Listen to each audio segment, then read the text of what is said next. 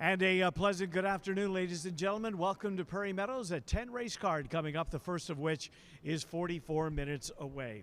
Track condition is fast. Temperature, it's getting a little warmer. It's up in the upper 80s right now. We had a ton of rain overnight, but the track was sealed, and the track to begin listed as fast, and it will stay that way as we do not have any rain in the forecast. What you see is what you get weather-wise for our 10-race card. Welcome to those of you joining us here live on track to our simulcast locations throughout North America, and anyone out there watching on our YouTube channel at prairiemeadows.com, and we encourage you to do that. If you can't make it to the races or a simulcast location, prairiemeadows.com, our YouTube channel. What you see on TV, should you be here, is exactly what you get on our channel, including, of course, all the races. Well, our track announcer, Bobby Newman, will be along in 14 minutes with all of the changes on the program. But for those of you who want to get an early jump on some of your handicapping, I've got the scratches and the carryovers on today's program. And the first scratches don't occur until race number 6. If you'll turn your programs to race number 6, we can tell you that the jackpot pick 5 begins the day with a carryover of $24,124. Carryover $24,124, and there are 2 scratches in race number 6. In the 6th race, scratch both number 6 in his timing and number 7 Creek Front. In the 6th race, scratch the 6 and scratch the 7. No scratches in the 7th race. There are 3 scratches in the 8th race. In the 8th race, started as a field of 10, is now a field of 7. We're going to scratch number 1, Riley's Way. Number 2, My Cajun Queen. And the 9 horse, Special Charlatan. In the 8th race, scratch the 1, the 2, and the 9. 8th race, the 1, the 2, and the 9. 8th race, our final pick 3 of the day, as we will be down to 3 races left at that point, and then our final scratch does occur in the finale in race number 10. Super High 5, by the way, the carryovers $2,832. In the 10th and final scratch, number 4, Catch and Release. Number 4, Catch and Release, has been scratched from today's 10th race. The track is fast. Glad you're with us wherever you're joining us. Good luck and good racing. World-famous Jethro's Barbecue, located just across Adventureland Drive, serving slow-smoked baby back ribs and wings that were voted best in the city. Try Jethro's smoked 1-pound ribeye steak, a steak that tastes like it was cooked over a campfire. Come for the best happy hour in town with half-price beer and cocktails. Jethro's Barbecue, your Altoona neighborhood sports bar. And they're off. Whether you're betting big or just here for the thrill, one sure thing is Scornavacca's Pizza and Pasta, and we are located just across the street. We've been serving Italian signature dishes since 1973. From hand-tossed pizzas to hearty pastas and sandwiches, we've got the winning recipe. Located right here on Adventureland Drive, we offer dine-in, carry-out, and delivery. Check out our full menu at scornos.com. And here's a hot tip. Mention this ad and get $5 off your order to have the win at the wire. Whether it's the thrill of competition, a rewarding business venture, or a social outing with friends, many Iowans are drawn to horse racing each year. But did you know, horse racing is a key driver for our state's overall success. Here are 5 ways that horse racing is a win for Iowa's economy. From job creation to direct and indirect wages, horse racing has an enormous impact on the success of Iowa's economy, reaching nearly $200 million in total economic impact. In 2017, Iowa's ag and equine industry was one of the top 10 GDP-producing industries in the state, and the racehorse industry looks to contribute even higher economic growth in the coming years. Overall, the industry supports more than 2,961 jobs in the state of Iowa, and on average, one racehorse can employ upwards of 30 individuals to train and care for a horse over its lifetime. Most Iowans are unaware of how many sectors of Iowa's economy are dependent on horse racing. For instance, a 10% decline in horse racing outputs would lead to a drop of $20.3 million in Iowa's economy.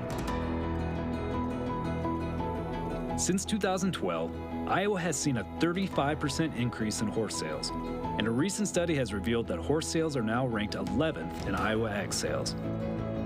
As you can see, horse racing helps Iowa's economy win by a wide margin.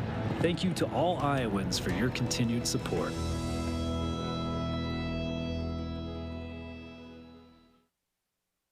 We invite you to savor the flavor of the finest Tex-Mex food in town at Casa Agave. You're sure to find plenty of favorites at the hottest new restaurant in Altoona. Casa Agave. It's in the old Claxons location on 8th Street Southwest, just around the corner from Prairie Meadows. It's Casa Agave. We'll see you there. Whether you want to relax and eat your favorite comfort foods or have a few beers and watch the game, Sam's Bar and Grill is where the locals go. Voted Best Sports Bar in the Des Moines People's Choice Awards for 2023 and 2024. With a wide selection of local craft beer, 15 TVs, and free entertainment, Sam's has something for everyone. Conveniently located just around the corner at 3160 8th Street Southwest. So grab your friends and get ready because it's always a good time at Sam's. Everywhere you look, Iowa thoroughbreds are doing big things on the track. Champion Iowa runners are winning both here and at major circuits around the country. Iowa breds are turning up as major stakes winners all over. Jerome Stakes, Aqueduct. Final furlong, Cyclone State is all alone. They're winning big purses. Remington Springboard Mile. Wild Atlantic Storm and an all-out drive will take the Springboard Mile by a length and a half. They're bringing it home in stakes races. Lafayette Stakes, Keeneland. Glengarry to win the Lafayette Stakes. All over, Iowa breds are making a name for themselves. Running in the Traverse, Saratoga. Winning the Sam F. Davis, Tampa Bay Downs. No more time in front, no more time. Wins the Sam F. Davis. From big races at Oaklawn, Churchill, and even the Breeders' Cup, Iowa horses are succeeding at the highest levels. They're even showing up on the global circuit in Hong Kong. Iowa's thoroughbred program just continues to get better and better, and the best is yet to come.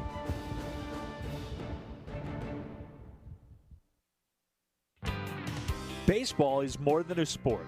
It's about the people you're with and the memories you make. And every summer, that tradition continues with the Iowa Cubs. Bring your family, bring your friends, and settle in for a night of baseball in downtown Des Moines.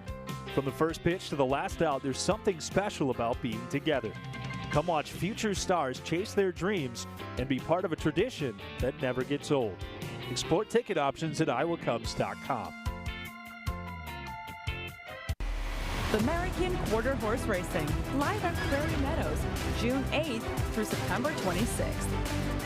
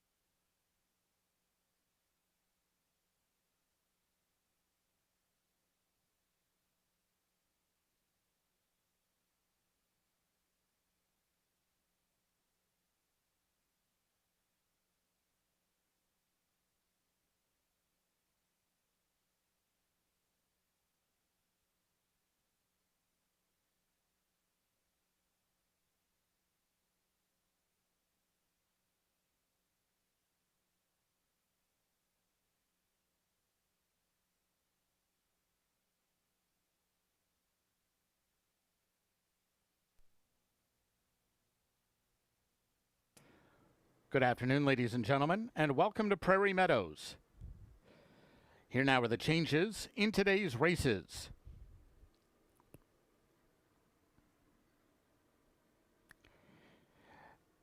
Conditions for racing today. Under partly cloudy skies, the track is fast.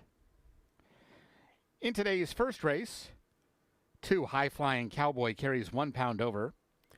3 Uncle Rudy 2 over. Please note 5 Just a Little Whiskey is a gelding.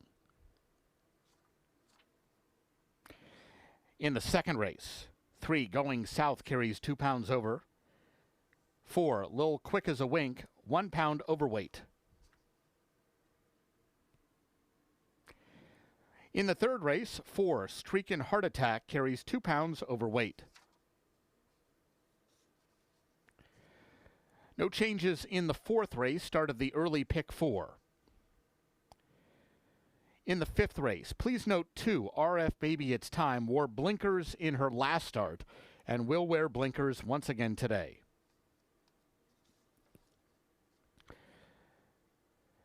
In the sixth race, scratch 6 In His Timing and 7 Creek Front. Scratch 6 and 7 from race 6. Sixth race starts the pick 5 today. There's a carryover of $24,124 in the jackpot pool. No changes to race 7, start of the late pick 4. In the eighth race, scratch 1 Riley's Way, 2 My Cajun Queen, and 9 Special Charlatan. Scratch 1, 2, and 9 from race 8. 10 Increase carries 1 pound overweight. No changes to race 9. In the 10th race, scratch 4 Catch and Release. Scratch 4 Catch and Release from race 10. 10th race offers super high 5 wagering. There's a carryover of $2,832 in the jackpot pool. Post time for the first race is 4 o'clock. Ladies and gentlemen, head to Homestretch and Furlongs for all your favorite concessions cravings. Visit Hops Lounge for a refreshing ice-cold beverage and a quick snack.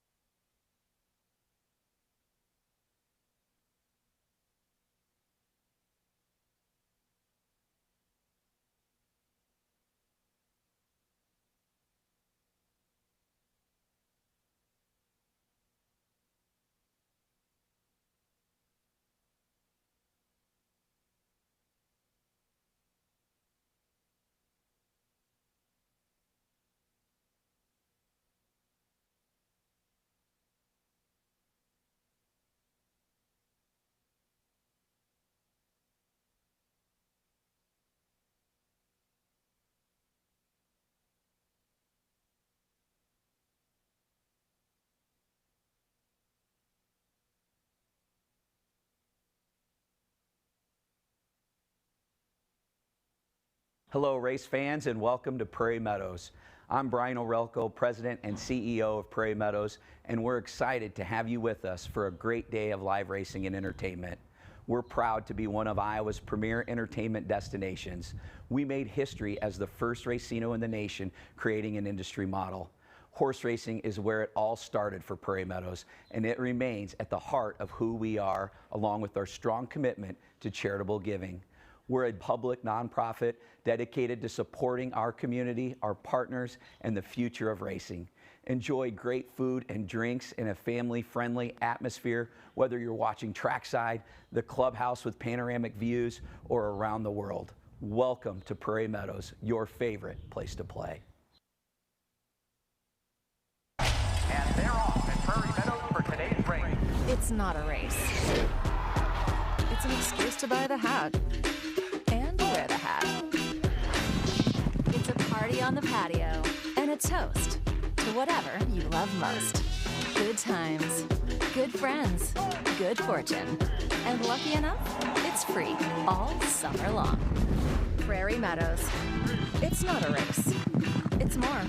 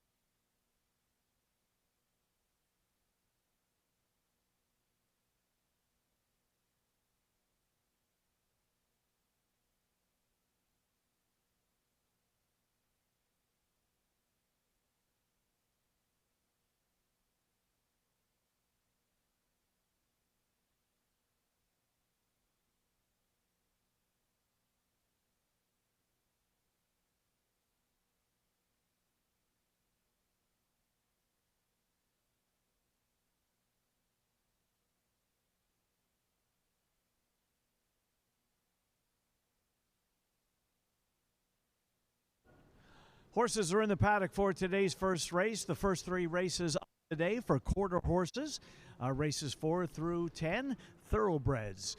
We start things off with an Iowa bred quarter horse allowance for 2-year-olds, entry-level allowance, a field of 5.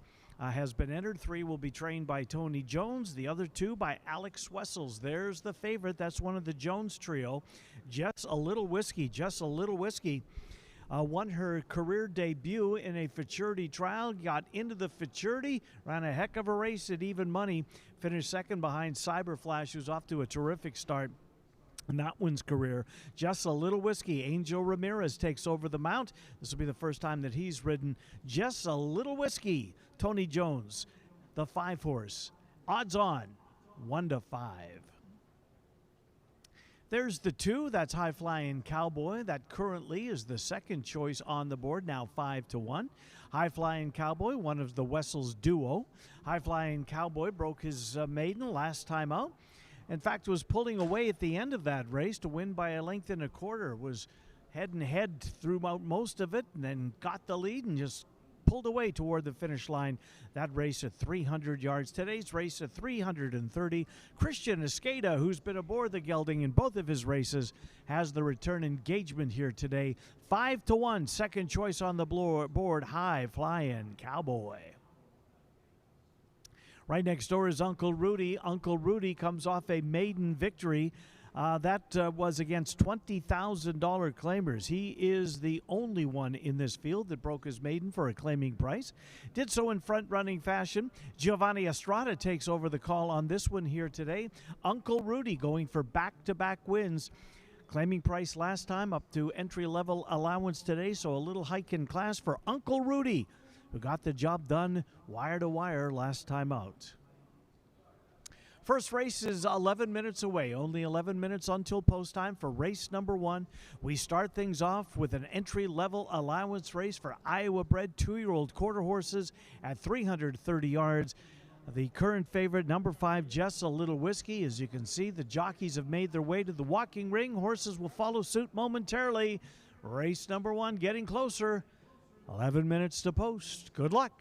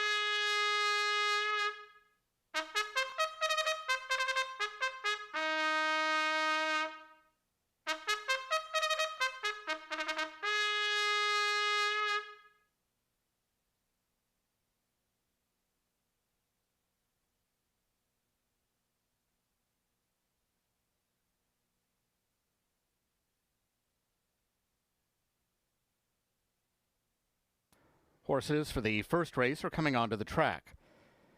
This race, quarter horses, 330 yards. Please note 5, Just a Little Whiskey, is a gelding. First race offers win, place, exacta, quinella, trifecta, superfecta, double, and pick 3 wagering. The track is fast.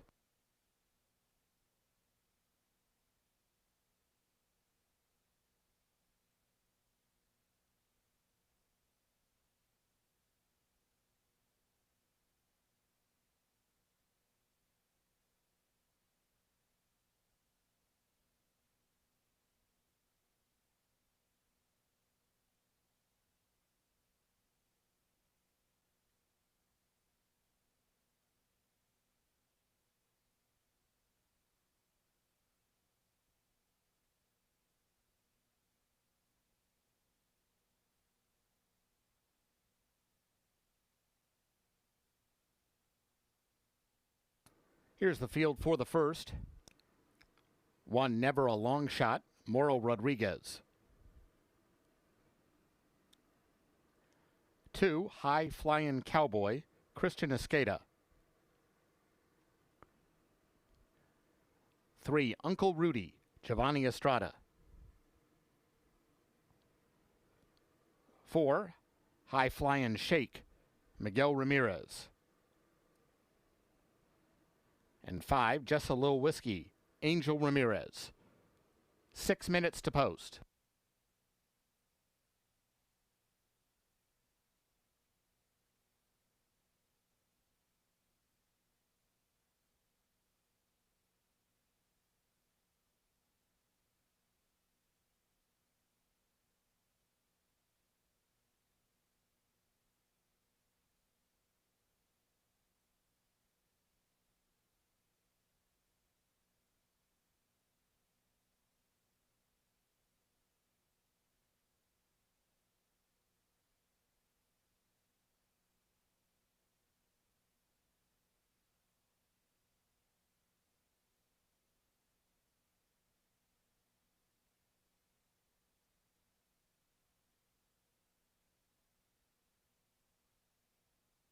The field is on the track for the first race. 5 minutes until post time. 330 yards is the distance. Iowa bred entry-level allowance race. No show wagering on race number 1. In the red cap, that's number 1, Never a Long Shot. Never a Long Shot has made 2 starts.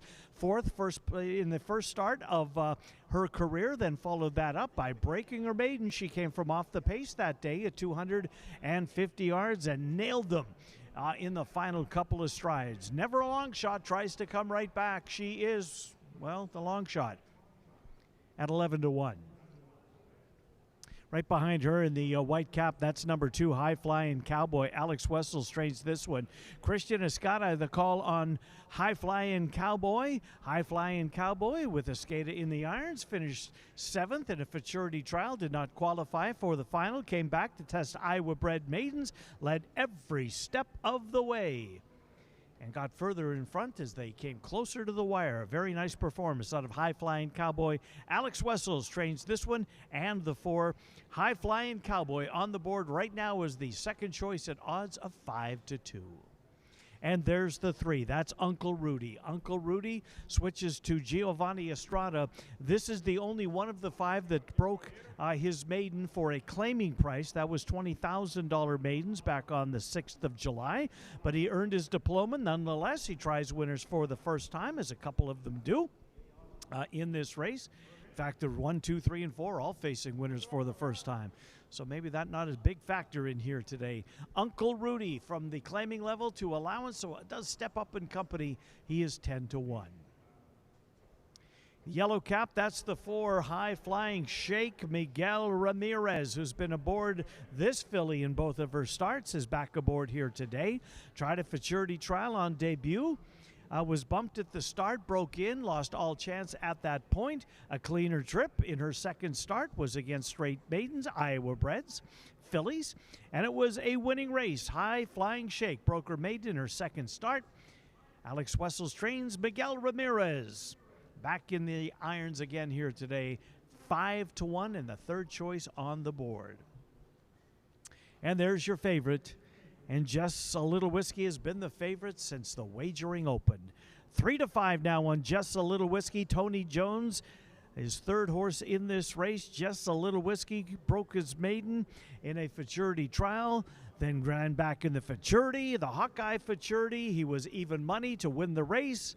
He finished second in a 10-horse field, but ran a very good race behind a very impressive Cyber Flash. Just a Little Whiskey. Angel Ramirez takes over the riding assignment. Race 1, 2 minutes away, 2 minutes until post time. Good luck in the opener. No show wagering.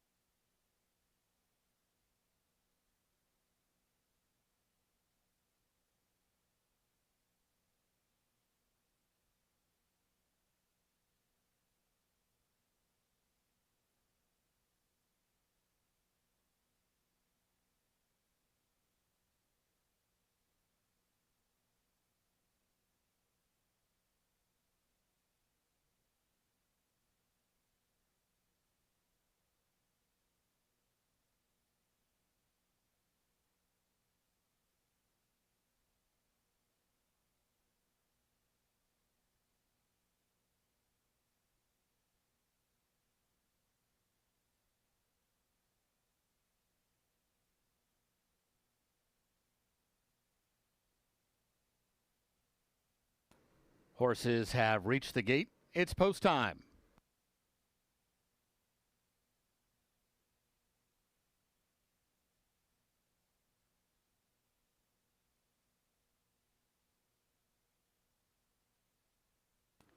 Set to load for race 1.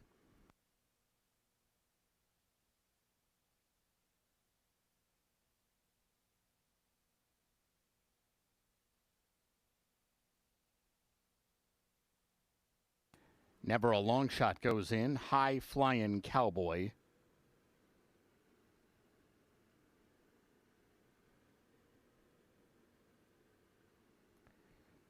Here's Uncle Rudy.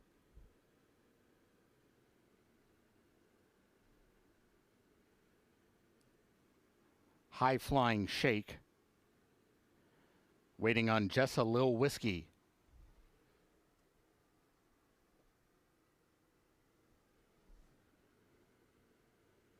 They're all in line.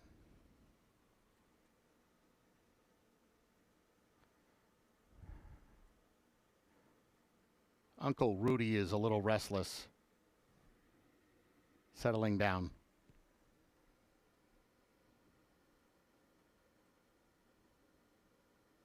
And they're off. Good start for Just a Little Whiskey from the outside gate. Takes the lead at once. High Flying Cowboy, Never a Long Shot. Between them, High Flying Shake is trying to come on, but it's Just a Little Whiskey who's in front as they come down to the line. Just a Little Whiskey going to win it, beating High Flying Cowboy, with High Flying Shake finishing third.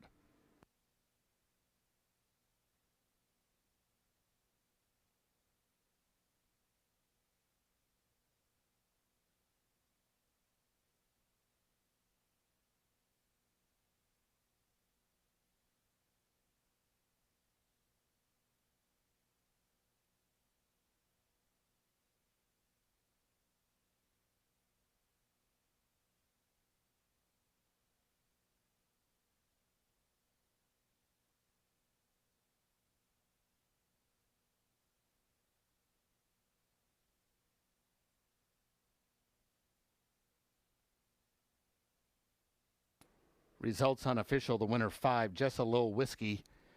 Second 2, High Flying Cowboy. Third 4, High Flying Shake. Fourth 1, Never a Long Shot.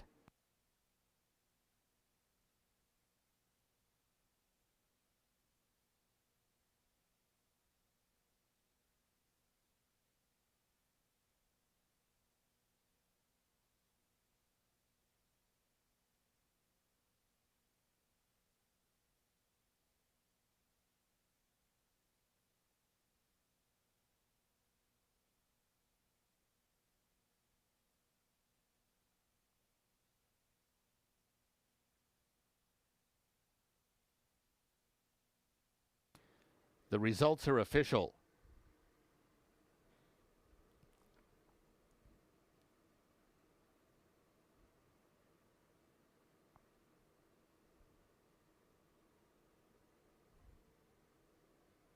Exacta $4.60, Quinella $3.60, Trifecta $3.85, Dime Super $2.51.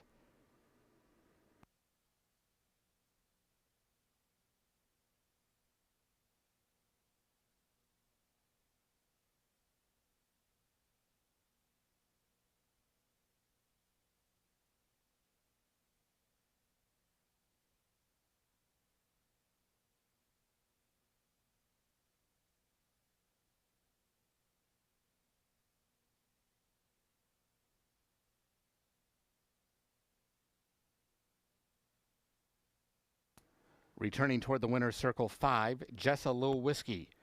2-year-old Sorrel Colt by Flying Cowboy 123 at Jess Valiant. He's owned by Jose Antonio Villegas and Jim Cobet. Winning trainer is Tony Dean Jones. Winning rider Angel Ramirez. Jessa Lil Whiskey was bred in Iowa by HK Performance Horses. Running time 17.086 seconds. Up next, today's second race. No scratches or rider changes. 21 minutes to post.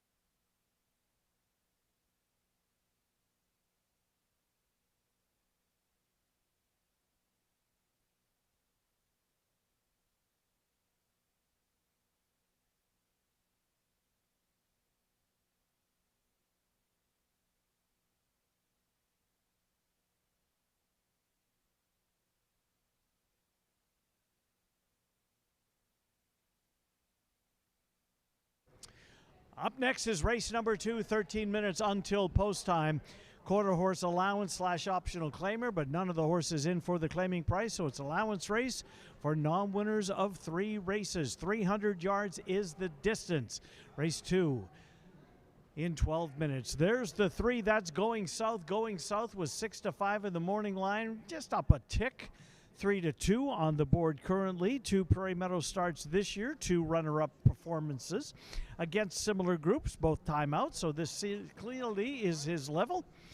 He's sitting on a win. We'll see if it comes today. He's still in search of his first win of 2026. He's 2 of 10 with 3 second-place finishes also on his record. Number 3, Going South, 8-5 on the board. Christian Escada has the call for William Harris. There's the 5, Apolitical King. Jason Olmstead trains this one. Apolitical King at this level. Last couple of starts, acted up at the start 2 starts ago. Of course, lost all chance there. And then last start showed speed before giving way late to finish 4th, beating a couple of lengths. Gonzalo Velez climbs aboard. Apolitical King here today. Jason Olmstead, the meet's leading quarter horse trainer, has Apolitical King. And currently on the board right now at 9-1, up from the 4-1 morning line assignment. The 2, Personality. Ryder Olmstead has the call. This horse last time out against non-winners of 2 got the job done. Just held on, won by a head, took the lead, and then held it in the final 20 yards or thereabouts. Jason Olmstead also trains that one. His son Ryder has the return call on Personality. Currently on the board as the third choice at odds of 7-2. The 6 horse, Racy and Royal, is currently 5-2. We'll pick that one up on the post parade. Race 2 coming up in 11 minutes. 11 minutes until the second race. Now 10. Good luck.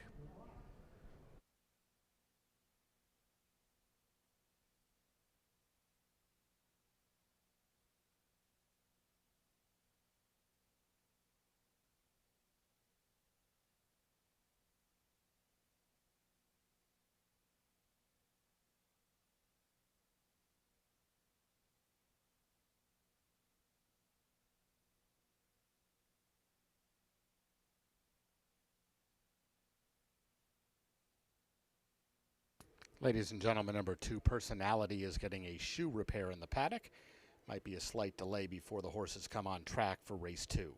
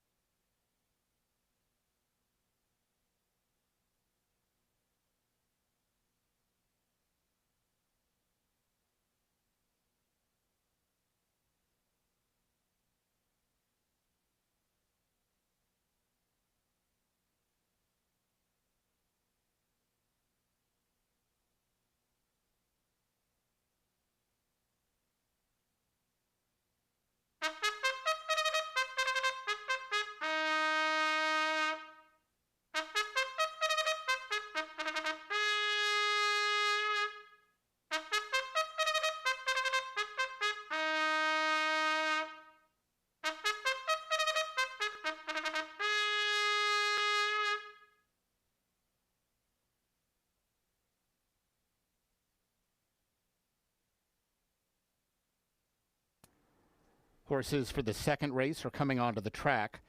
This race, quarter horses, 300 yards, no scratches or rider changes.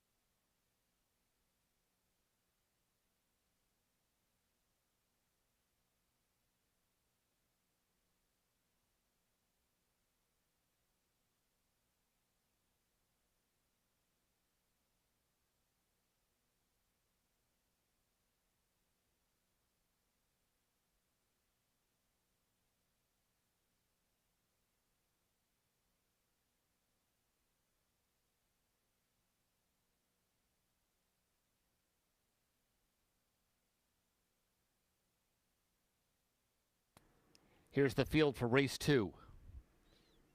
1, She's a Sweetie Cat, Fernando Fonseca Soto. 2, Personality, Ryder Olmsted. 3, Going South, Christian Escada. 4, Lil Quick as a Wink, Giovanni Estrada. 5, Apolitical King, Gonzalo Valles Jr. And 6, Racy and Royal, Luis Ramirez. 2 minutes to post.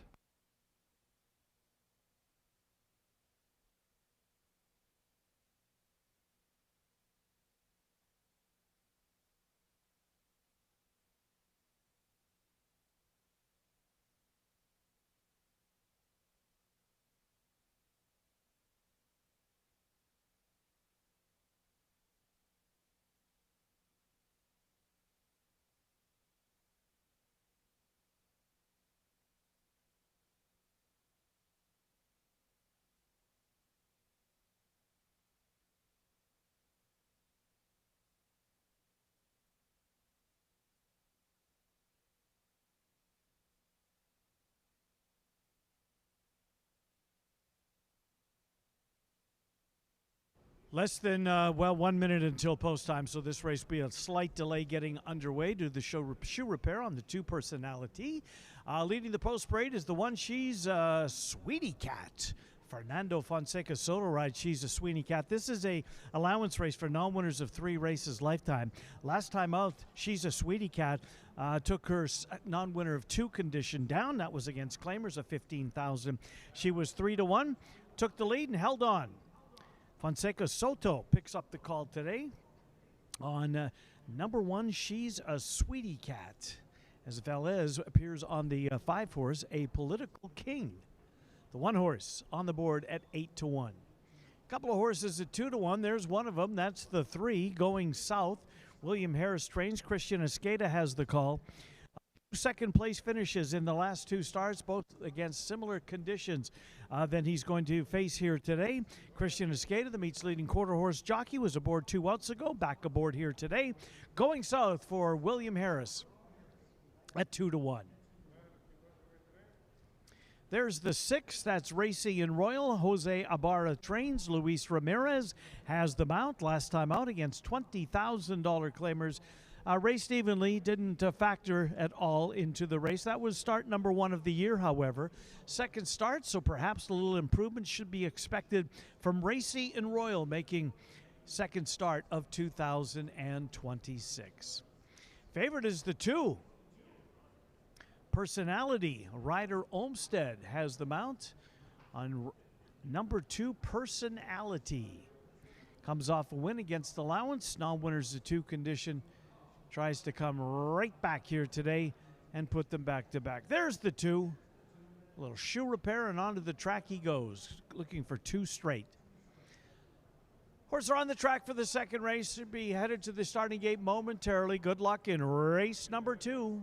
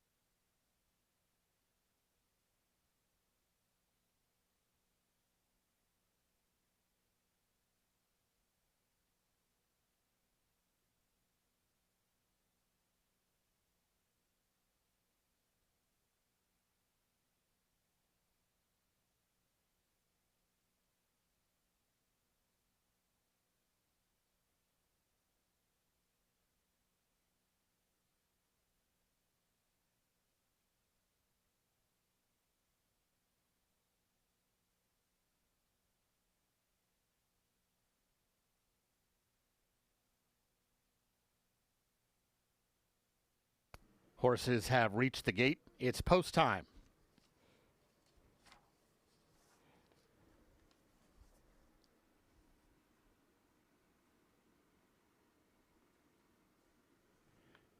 Set to load for race 2.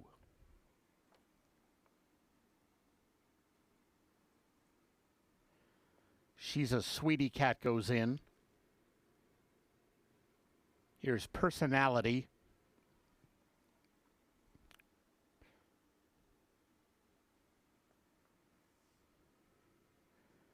Lil Quick as a Wink.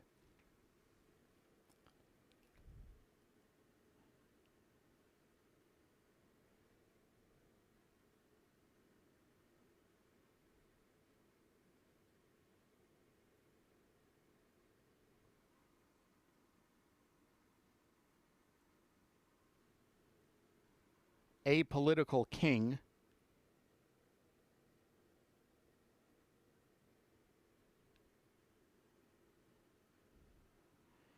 Racy and Royal.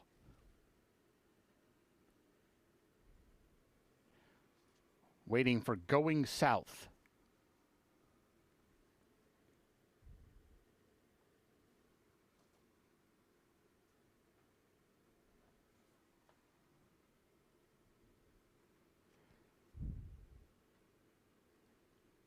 They're all in line.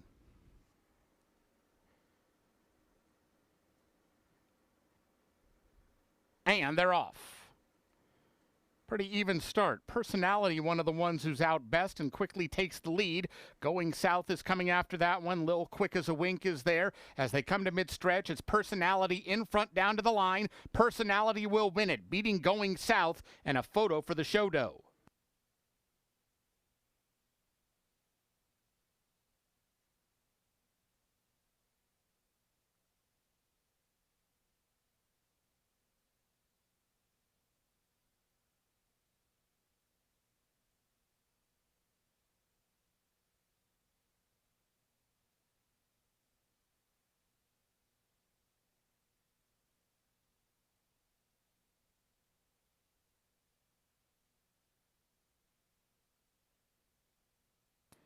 Unofficial winner 2, Personality. Second 3, Going South, a photo for the show position.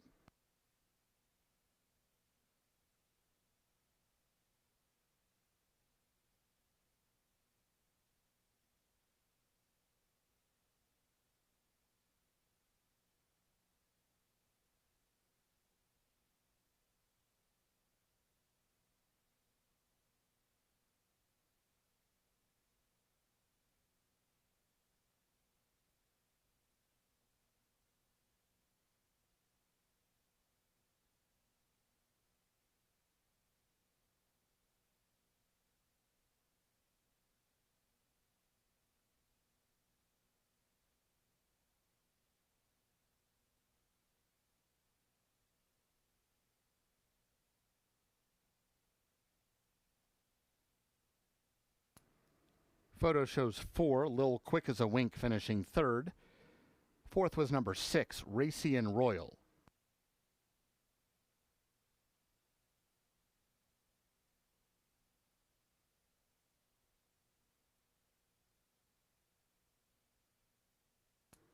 Results are official.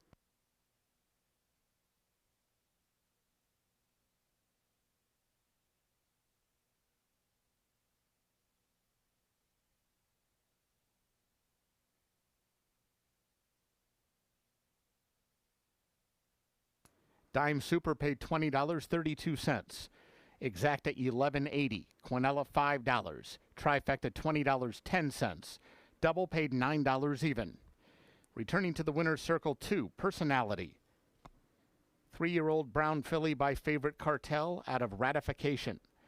She's owned by Bobby Cox, winning trainer Jason Olmstead, winning jockey Ryder Olmstead. Personality, bred in Texas by her owner. Running time, 15.530 seconds.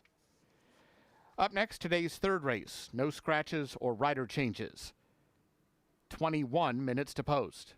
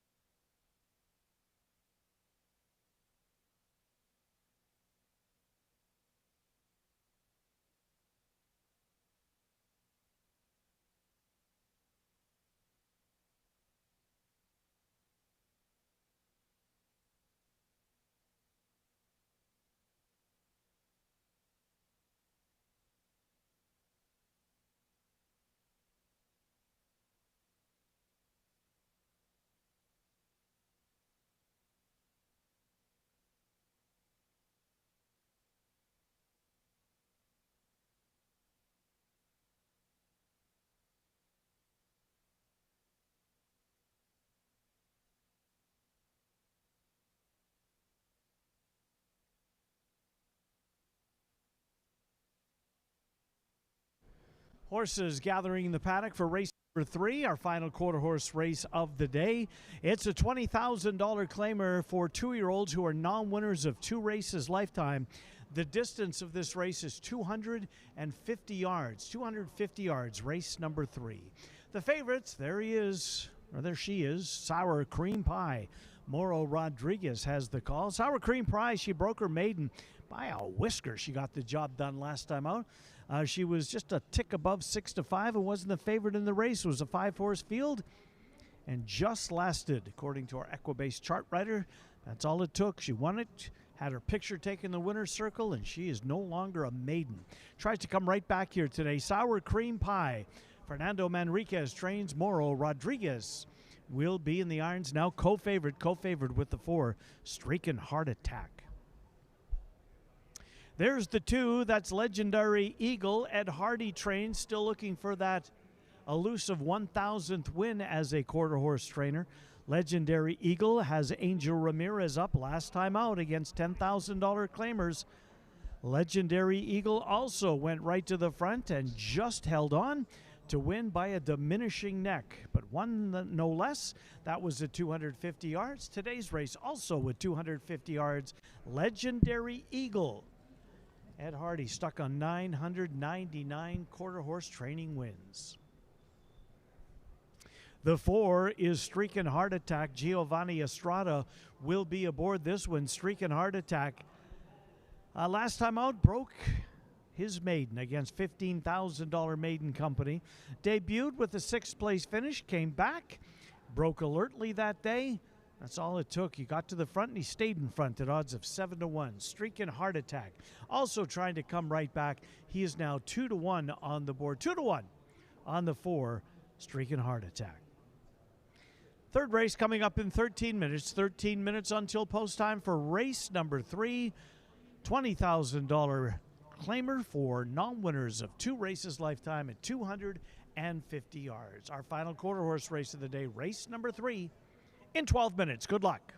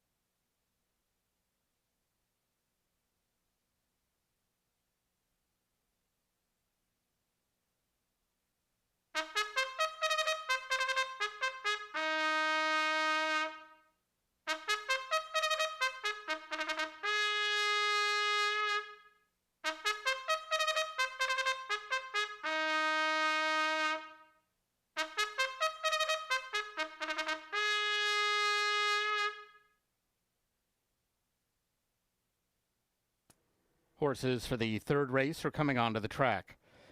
This race, quarter horses, 250 yards, no scratches or rider changes.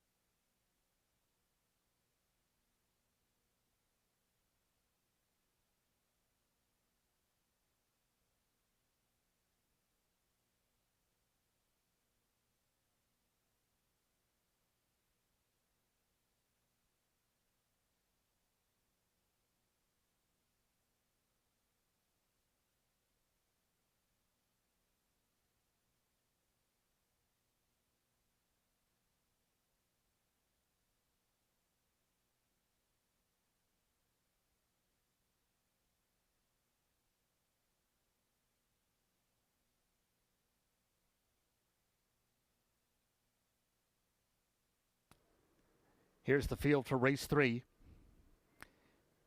1, Sour Cream Pie, Moro Rodriguez.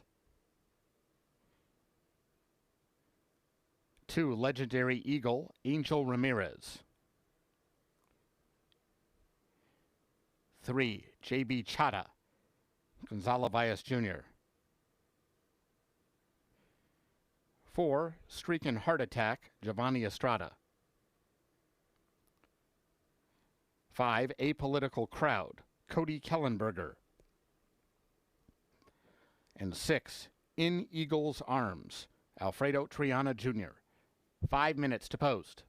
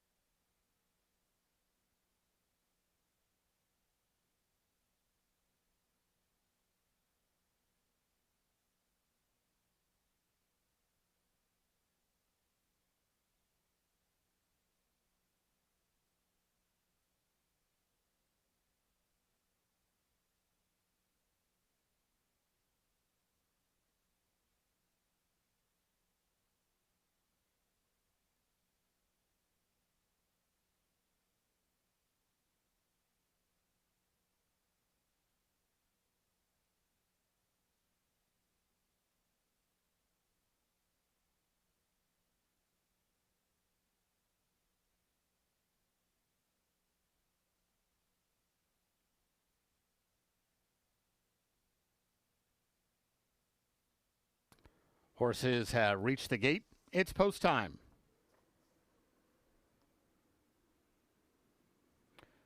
At the gate for the third.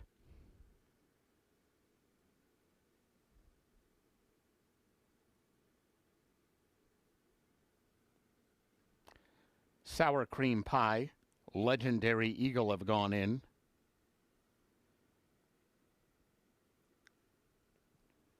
JB Chatta.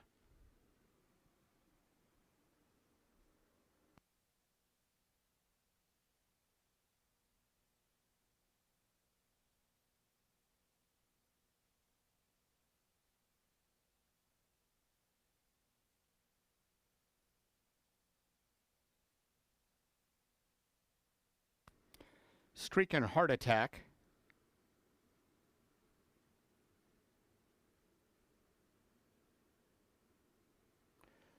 Apolitical Crowd.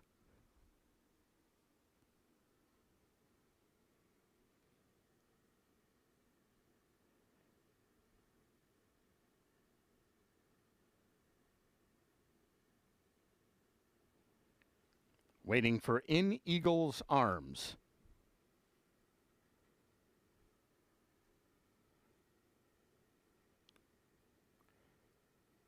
They're all in line.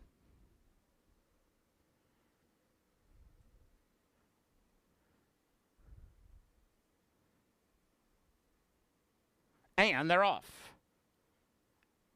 Sour Cream Pie came out well from the inside, In Eagle's Arms from the outside, and here comes Streakin' Heart Attack. Streakin' Heart Attack coming up with In Eagle's Arms. Streakin' Heart Attack to the front.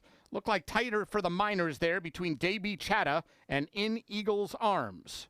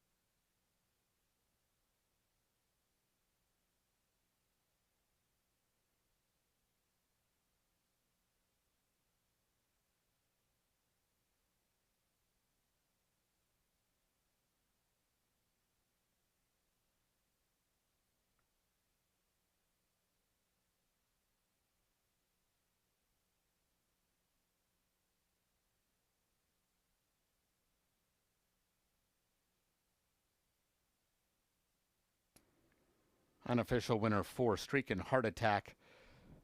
Second 3, JB Chatta. Third 6, In Eagle's Arms. Fourth 1, Sour Cream Pie. Ladies and gentlemen, your attention please. The inquiry sign is up on the tote board. This is a steward's inquiry involving the unofficial first 2 finishers, numbers 4 and 3. Please hold all tickets. Steward's inquiry into the running of race 3. Returning toward the winner's circle, 4, Streakin' Heart Attack. 2-year-old bay gelding by I Got Your Tack out of Streakin' Attack. He's owned by Brooke Michelle Crawford. Trainer is Rodrigo Covarrubias. And the winning rider, Giovanni Estrada. Streakin' Heart Attack was bred in Kansas by Zach Stevenson. Running time 13.636 seconds. Please hold all tickets.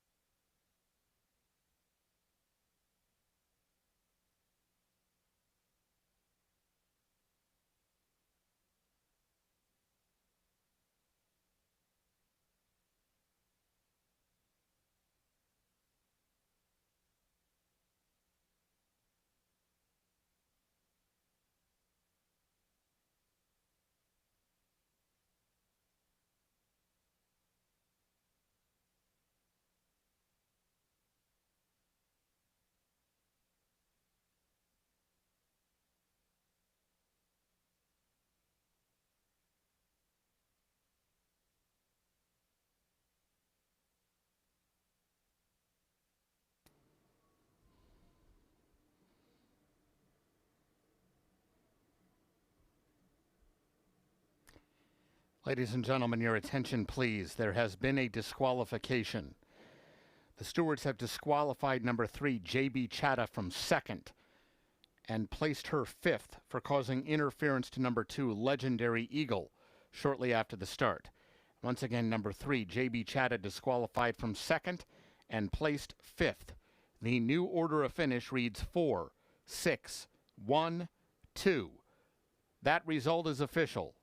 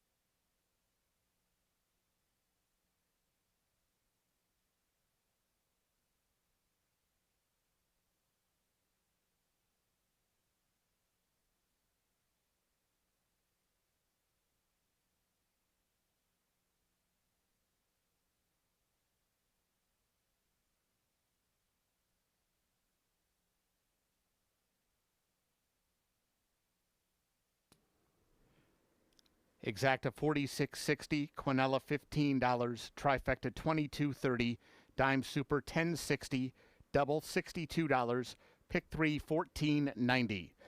Up next, today's fourth race, start of the early Pick 4.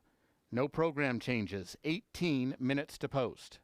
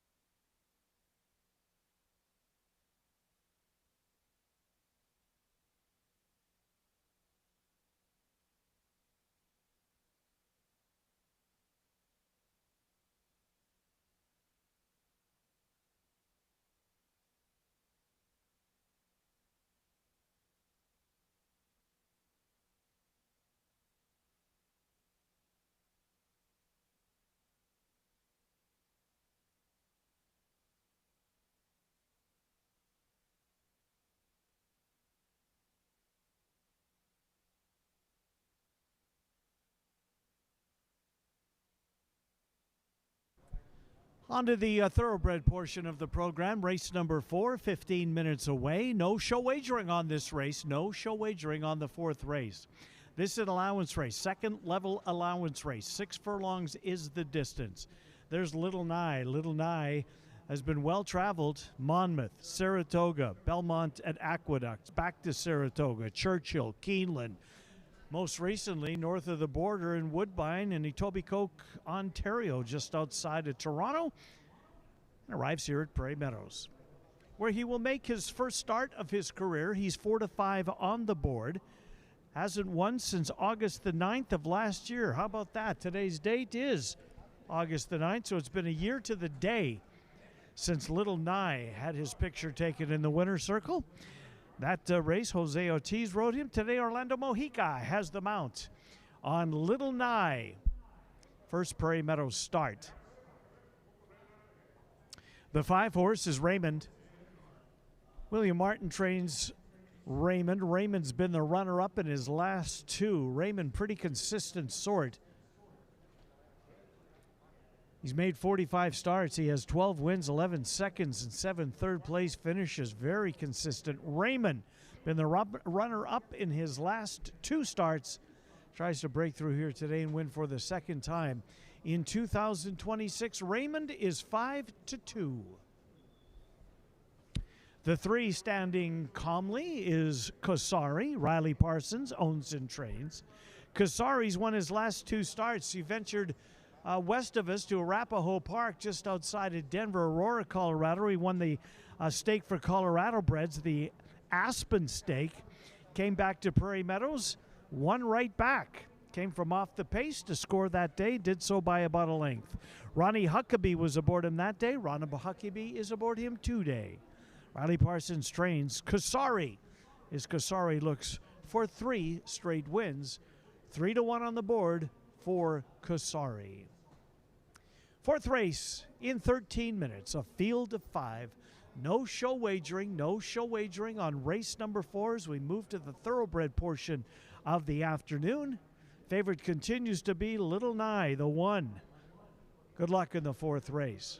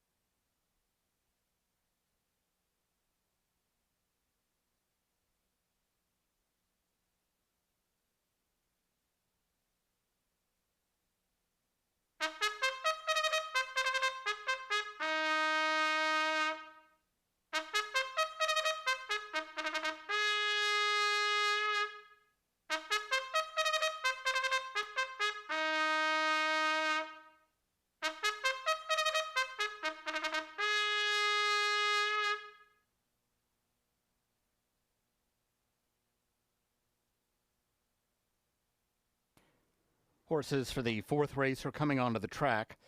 This race at 6 furlongs, no program changes. This race begins the early pick 4.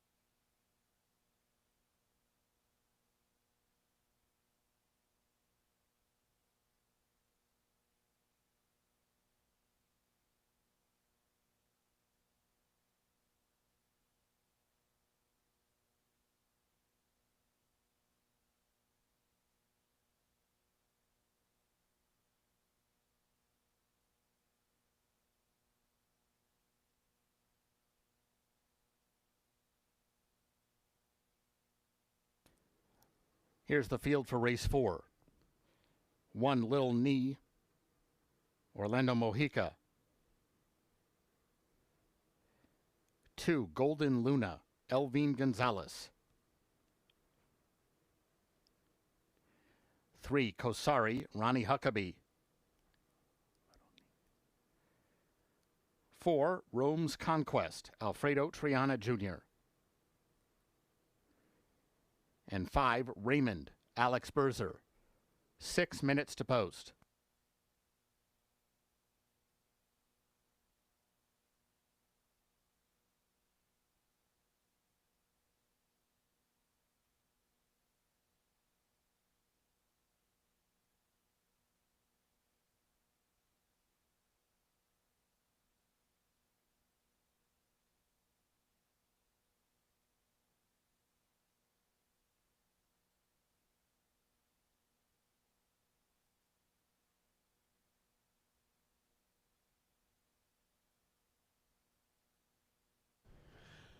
Horses on the track for the fourth race, a 6 furlong affair allowance race, second level allowance race. A field of 5 has been entered in this race. There's number 1, Little Nye. Little Nye's been everywhere, man. He's been everywhere. Monmouth, Saratoga, Aqueduct, Churchill Downs, Keeneland, Woodbine, and now Prairie Meadows. Where he'll make his first career start here. Orlando Mojica has the mount. It's been a year to the day that Little Nye found the winner's circle. He tries to end that streak of 365 days with a win here in race number 4. He's 6-5 on the board. On the left-hand side of your screen, that's number 2, Golden Luna. Golden Luna, Elvine Gonzalez has the call. This horse shows speed in most of his races. I would be surprised if he's not on or near the lead again, assuming that he gets out of the gate in fine order. Elvine Gonzalez has the call. Showed speed last time out, as he always does. Tired to finish 4th. Kasari, the 3-horse who he'll face again today, won that race. Golden Luna, the 2 at 7-1. Right behind him is the 3. That is Kasari. Ronnie Huckabee rides Kasari. Kasari's going for 3 straight. 2 outs ago, won a Colorado Brad Stakes race at Arapahoe Park. Came back over here. Scored in an allowance optional claimer coming from off of the pace. Another one that would appreciate a speed duel. There is some speed in here, so perhaps Kasari will be one of the runs seeking to run them down in the final furlong. Kasari 5-1.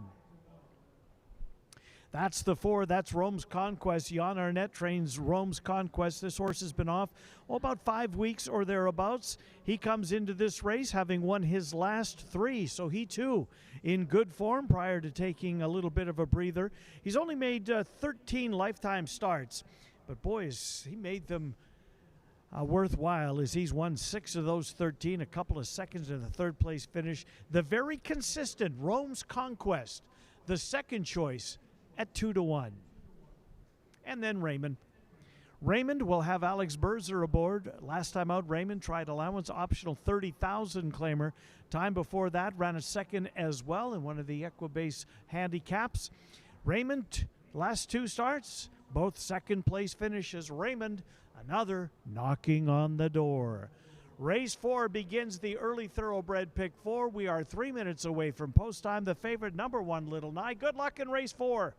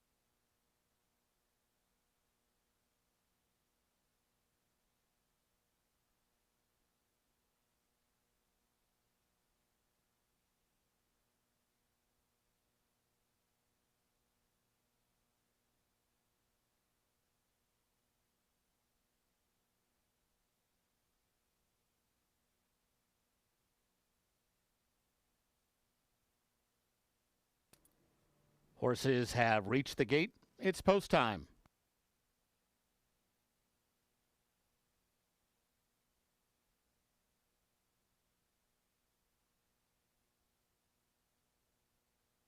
At the gate for the 4th.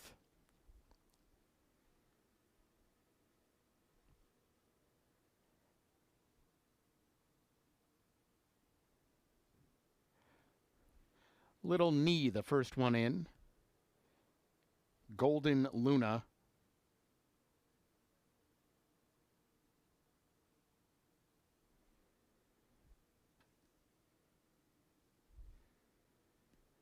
Kosari. Rome's Conquest waiting on Raymond. They're all in line. And they're off. Rome's Conquest, one of the ones showing speed. Golden Luna just down to his inside. These two will vie for the early command. Little Knee is tracking from just in behind them third. Might have room at the fence, but is now a length off the pace. Kosari is just outside of him, and Raymond last of the 5 for the run up the back stretch. Golden Luna inside, Rome's Conquest outside. They're just a head apart with a half a mile to run. Little Knee is tucked down in third, going to need racing room, but just in behind the leaders as Raymond gets involved. He's now out of last into 4th, while racing in the clear and 2 lengths off the pace. Kosari is now dropped back to last as they wind around the turn.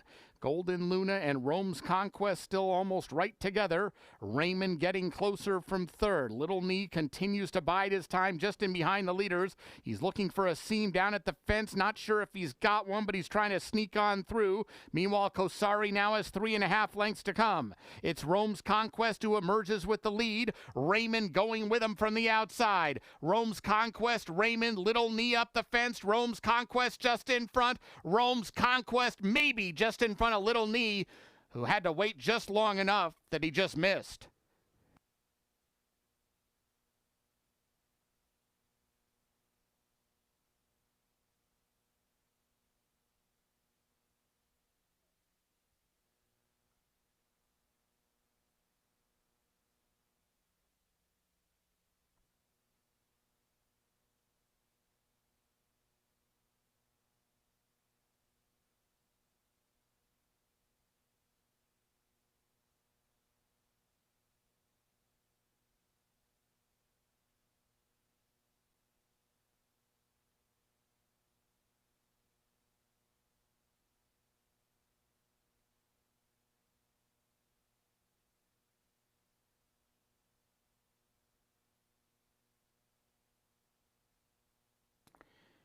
Results unofficial. The winner 4, Rome's Conquest. Second 1, Little Knee. Third 5, Raymond. Fourth 2, Golden Luna.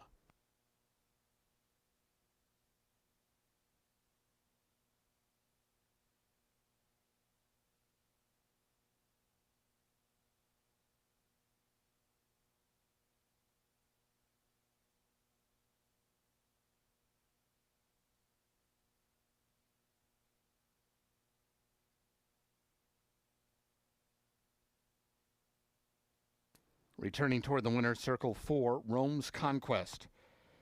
4-year-old dark bay or brown gelding by Cole Front out of True Chick. He's owned by Charles Nielsen, winning trainer Jan Arnett, winning rider Alfredo Triana Jr. Rome's Conquest was bred in Maryland by Mikel Farm. Running time was 1:08 and 4. The results are official.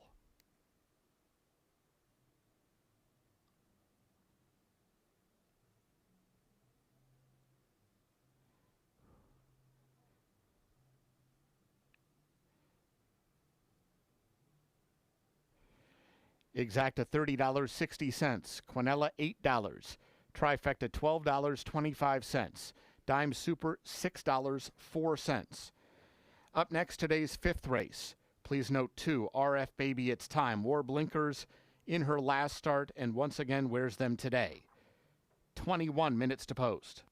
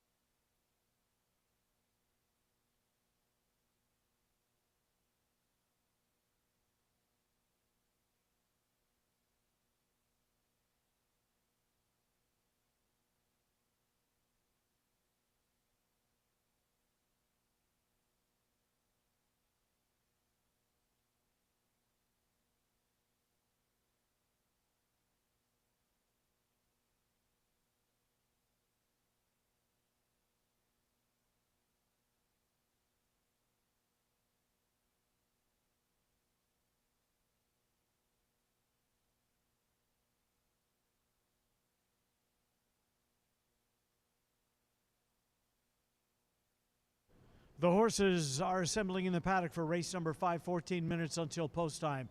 For the upcoming fifth race, a 5.5 furlong affair for Iowa bred 2-year-old maiden fillies. The claiming price for these fillies, $30,000. A field of 8. Pick 3 wagering available here. There's the 4. Singzilla. Bonnie Burzer trained Singzilla. Singzilla, one career start. Showed a little bit of speed before backpedaling, got as close as third. Gave way to finish 6th in an 8-horse field, but moves from maiden special weight to maiden 30. Has had one start under her belt. We'll see if the improvement is there from start 1 to start 2, and a nice workout on the 2nd of August. 3 furlongs in 36, fourth best of 23 to work the distance that day as they turn Singzilla around. Rather have her face the wall than face the public, and so she's unable to see what's going on in front of her, just to keep her calm. Number 4, Singzilla. Alex Burzer has the mount. There's the 8. That's Flaming Kitty. Josh Robinson owns and trains Flaming Kitty. Flaming Kitty last time out at a huge price, 28-1. Finished second in an 8-horse field. Yes, the winner was a runaway winner, but nonetheless, there were 6 that finished behind Flaming Kitty that day. Israel Hernandez piloted the filly for the first time, and he's back in the irons again here today. Flaming Kitty, off a second-place finish, drops in for $30,000 and is currently the co-favorite on the board at odds of 2-1. There's the 5. That's Flaming Inferno. Todd Jordan trains this one. Walter Dela Cruz has the mount on Flaming Inferno. This Iowa bred tried Open Company in the career debut. Finished 5th in a 6-horse field, then came back against strictly Iowa bred fillies. Was 4th in a 7-horse field. So down the claiming ladder she begins. From maiden special weight to maiden 30. A little class relief for number 5, Flaming Inferno. Todd Jordan trains the meet's leading thoroughbred rider Walter Dela Cruz has the call, although it's getting tight with both Triana and Gonzalez zeroing in on Dela Cruz for the meet's leading jockey. We're 12 minutes away from post time. Race number 5, 2-year-old Iowa bred fillies, $30,000 claimers at 5.5 furlongs. Post time is in 12 minutes. Good luck.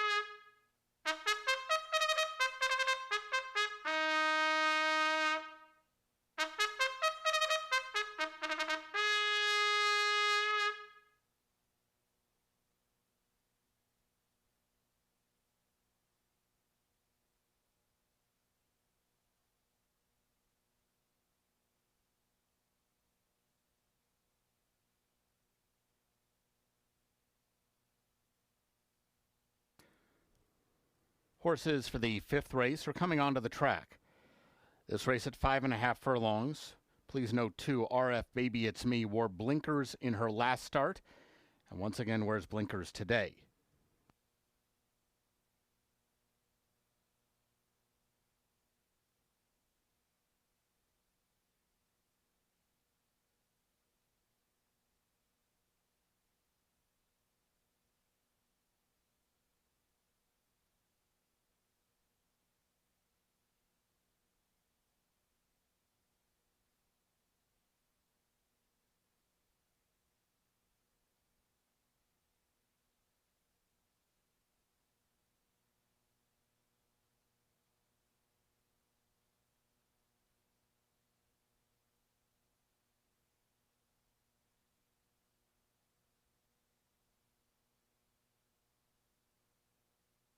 Here's the field for race 5.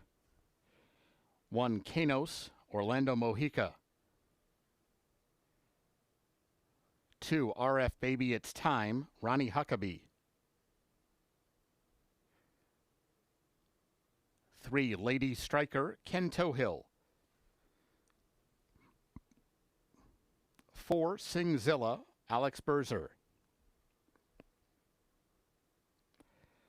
5, Flaming Inferno, Walter Dela Cruz. 6, Sharp as You, Elvin Gonzalez. 7, Windy Seas, Christian Alvarado. And 8, Flaming Kitty, Israel Hernandez. 5 minutes to post.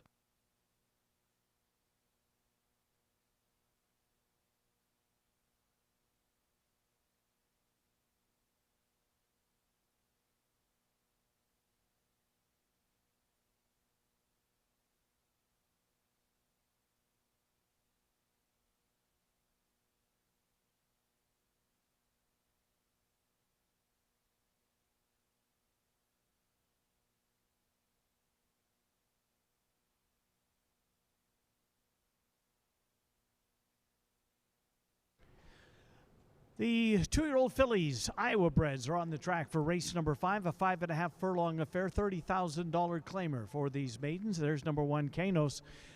First time starter from the Poindexter Thoroughbreds Brandy Fett Trains. Orlando Mojica has the mount on Kanos. Kanos, decent workouts, 3 back, July the 16th. Nice workout there. Out of the gate, has 3 consecutive gate works. So Kanos, fillies, been to the gate. Checked that box and learned her lesson. Orlando Mojica on the 1, 9-1.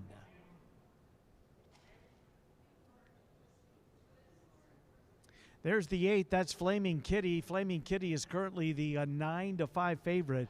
Flaming Kitty at 28-1 last time out, finished second in that race. That was against maiden special weight today, and for a claiming price, draws the outside. Hernandez, Israel Hernandez, was aboard this filly for the best race of her career, the best finish of her career. He's back aboard again here today. Flaming Kitty, 2-1 on the board, and the favorite with 3 minutes to post. 3 horses, Lady Striker. Lady Striker, Ken Tohill has the mount. A couple of starts for the Dave McShane trainee. Lady Striker was 4th in both of those races. Start number 3, she too moves in for a claiming price today. She is currently 5-1 on the board.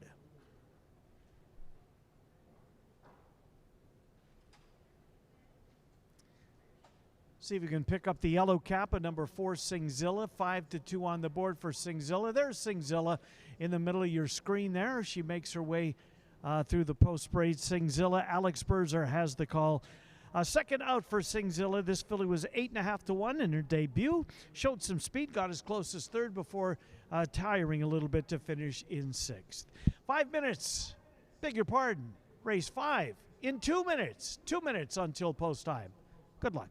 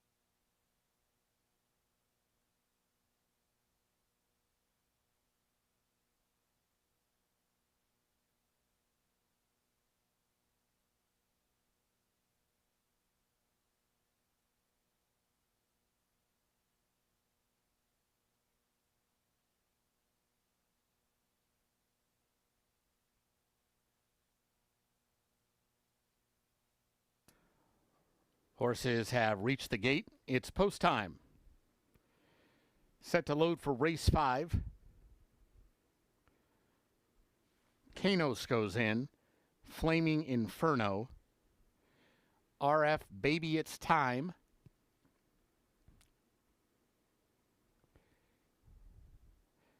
Lady Striker. Sharp as You.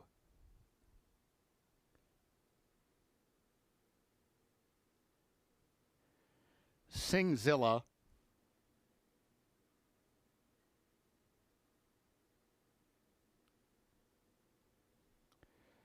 Windy Seas.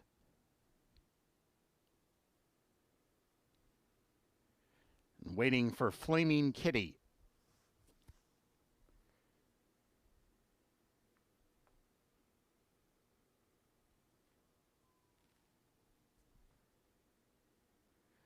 They're all in line. And they're off. And Flaming Kitty broke beautifully from the outside gate and is out for the lead. Singzilla's going to run with her in the early going. Windy Seas a close-up third. They're followed by Sharp As You, who's already 5 off the lead, and her stablemate Flaming Inferno is now moving up and by her from the extreme outside. Then we come to Lady Striker outside of newcomer Kanos. No speed at all from RF Baby It's Time. She's got about 18 lengths to make up as they head into the far turn, and Flaming Kitty is showing the way. Flaming Kitty in front for Israel Hernandez as they approach the final quarter mile. Her lead is down to a length, though, as Flaming Inferno is cutting into the margin. So Flaming Kitty inside, Flaming Inferno outside. Now they're almost right together as they arrive at the top of the stretch. Flaming Kitty, Flaming Inferno side by side as they straighten away. Singzilla's third, but she's not making ground on the leaders, and Flaming Inferno has wrestled the lead away from Flaming Kitty. It's Flaming Inferno, Walter De La Cruz in front and getting away in late stretch. Flaming Inferno to do it. Flaming Kitty was second. Singzilla held the third from Lady Striker.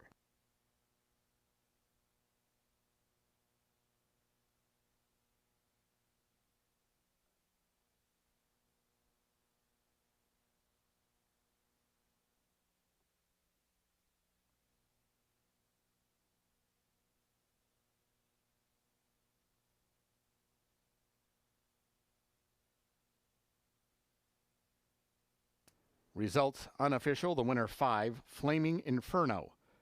Second 8, Flaming Kitty. Third 4, Singzilla. Fourth 3, Lady Striker.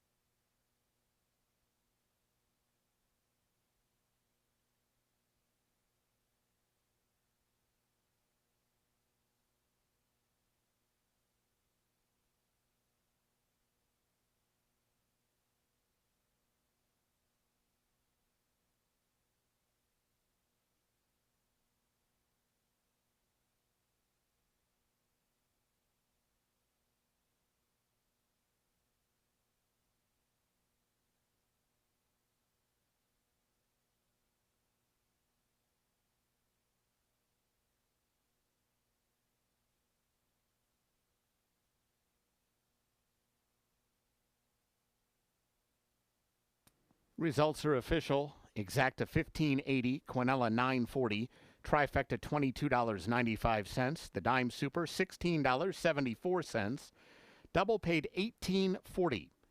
Returning to the winner's circle, 5, Flaming Inferno. 2-year-old bay filly by Flame Away out of Olivia's Great Dane. She's owned by Gross Thoroughbreds and Prominence Global. Winning trainer is Todd Jordan. Winning rider Walter De La Cruz. Flaming Inferno was bred in Iowa by Richard Bremer, Cheryl Sprick. Running time 1:06 flat. Up next, today's 6th race, scratch numbers 6 and 7. This race starts the pick 5. There's a carryover of $24,124 in the jackpot pool. 20 minutes to post.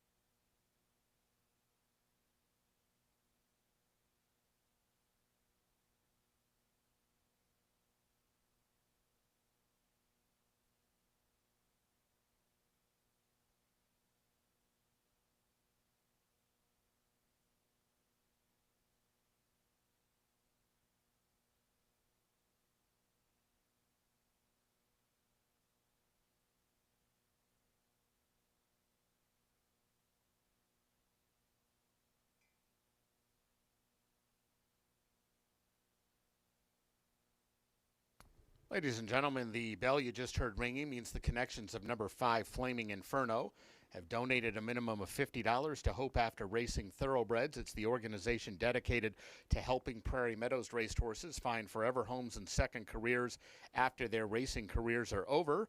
Our thanks to the connections of Flaming Inferno for bringing awareness to thoroughbred aftercare.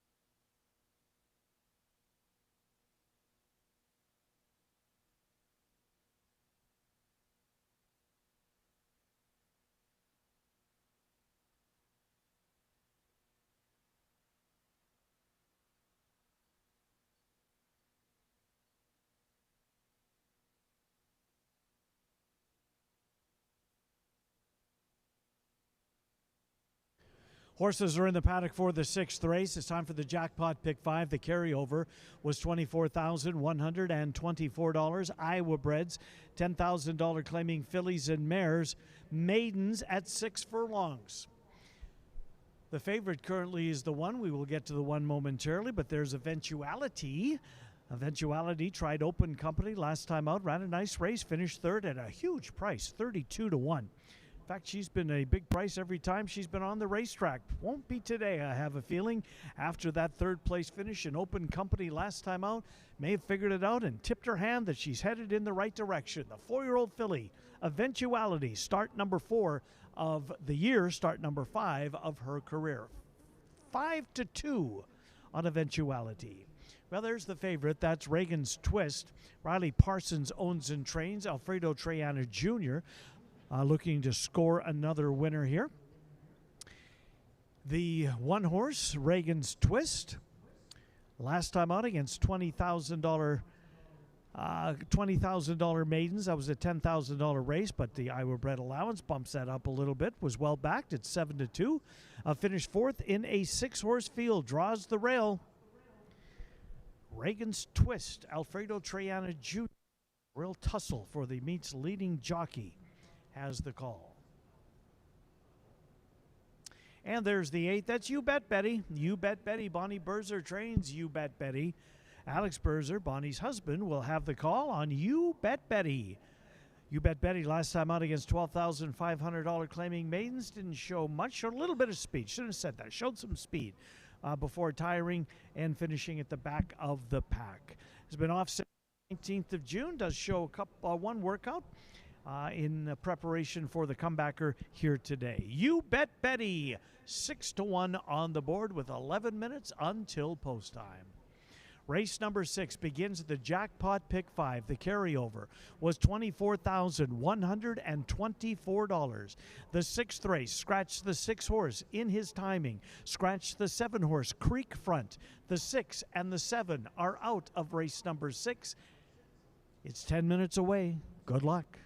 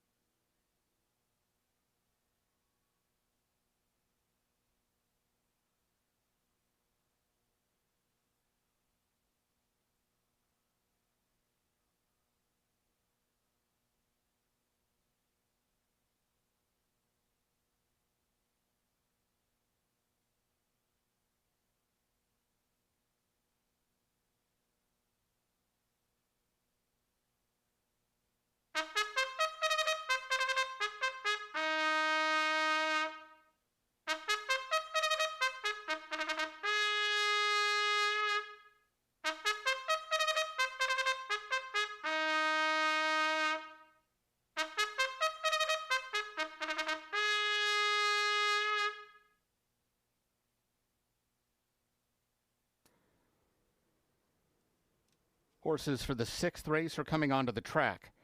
This race at 6 furlongs, scratch numbers 6 and 7. This race starts the pick 5. There's a carryover of $24,124 in the jackpot pool.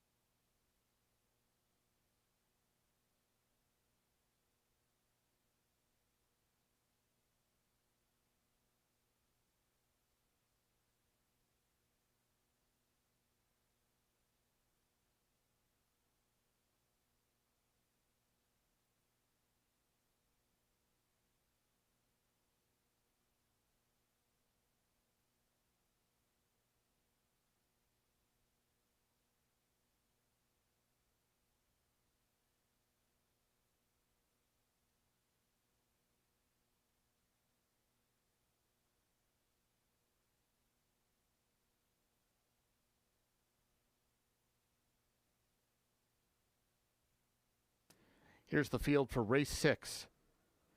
1, Regan's Twist, Alfredo Triana Jr.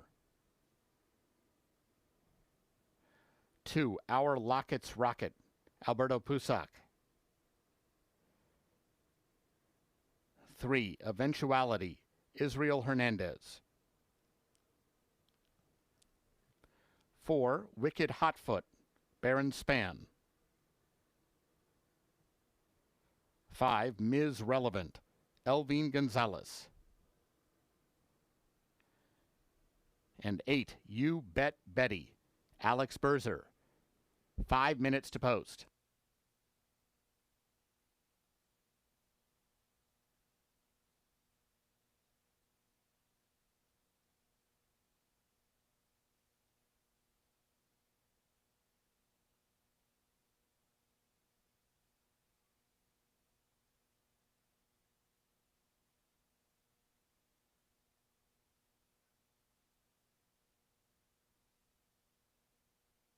Sixth race coming up in 4 minutes. 4 minutes until post time. Iowa bred $10,000 maiden claimers.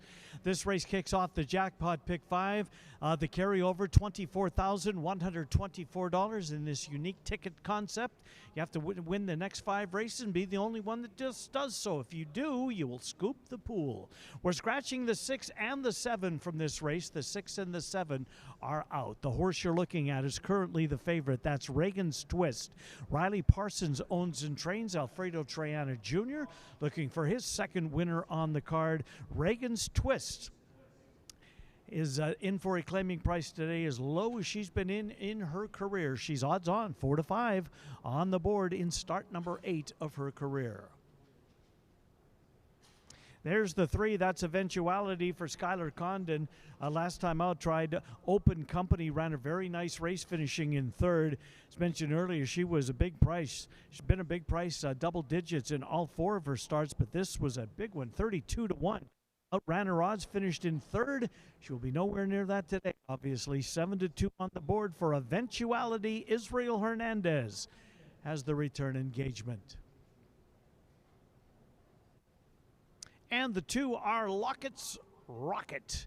Alberto Pusac, the rider of Our Locket's Rocket. Our Locket's Rocket, last time out against 12,500 company, hit the board. In fact, she's hit the board in her last 5 starts. Going back to the end of last year, she's been on the board and part of Superfectas. If nothing else, Our Locket's Rocket. Sean Foley trains. Alberto Pusac has the call on Our Locket's Rocket, who is getting played at odds of 3-1. But the favorite remains number 1, Reagan's Twist, at even money. Even money on the 1 with 2 minutes until post time. Race 6. First leg of the jackpot pick 5 coming up in less than 2 minutes. Scratch the 6, scratch the 7. Good luck.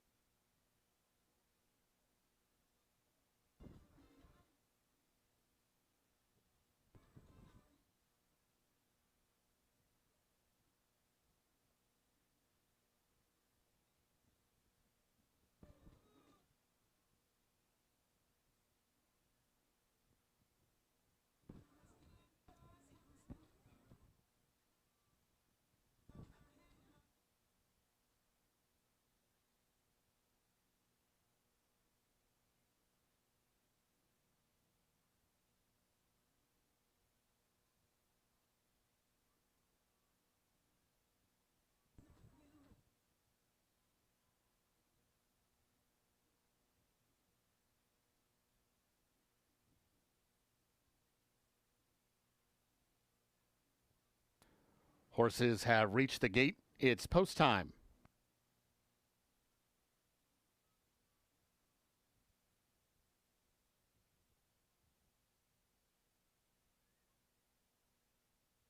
Start of today's pick 5.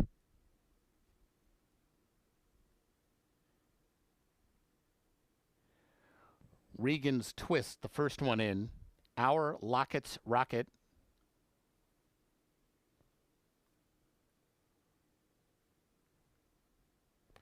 Eventuality. Wicked Hotfoot.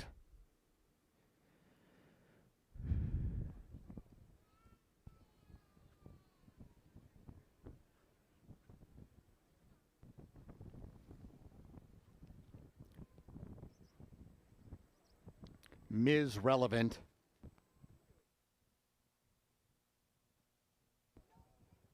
Waiting for You Bet Betty.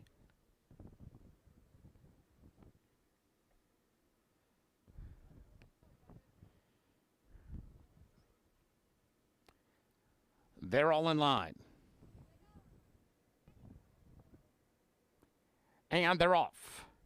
Our Locket's Rocket broke beautifully. You Bet Betty and Ms. Relevant both showing pace, and so is Wicked Hotfoot, who now moves to third for the run up the back stretch. They're followed right now by Regan's Twist. She's fifth right now and about 5 lengths off the pace, and Eventuality has the best view of the field and starts to move in from the back of the pack.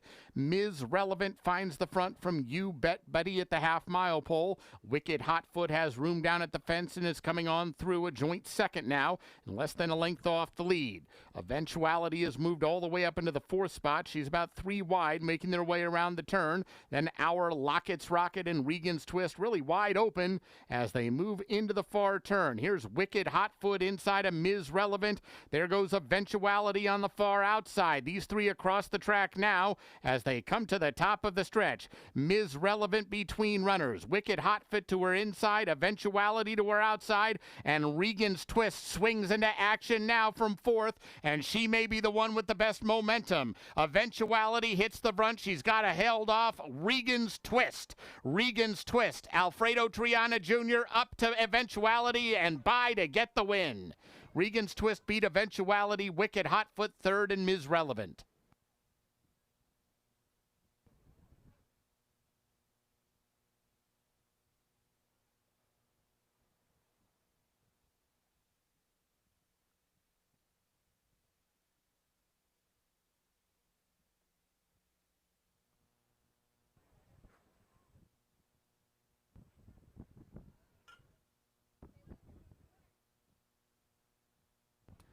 Results unofficial. The winner won Regan's Twist. Second, 3, Eventuality. Third, 4, Wicked Hotfoot. Fourth, 5, Ms. Relevant.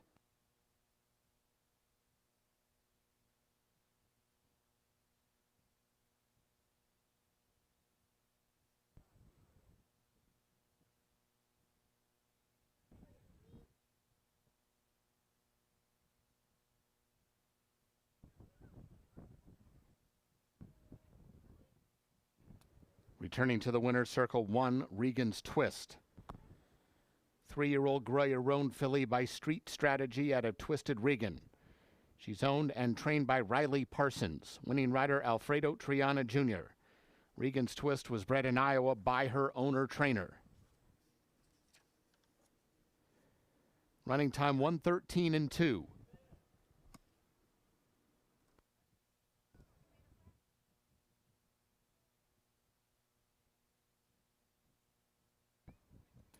The results are official.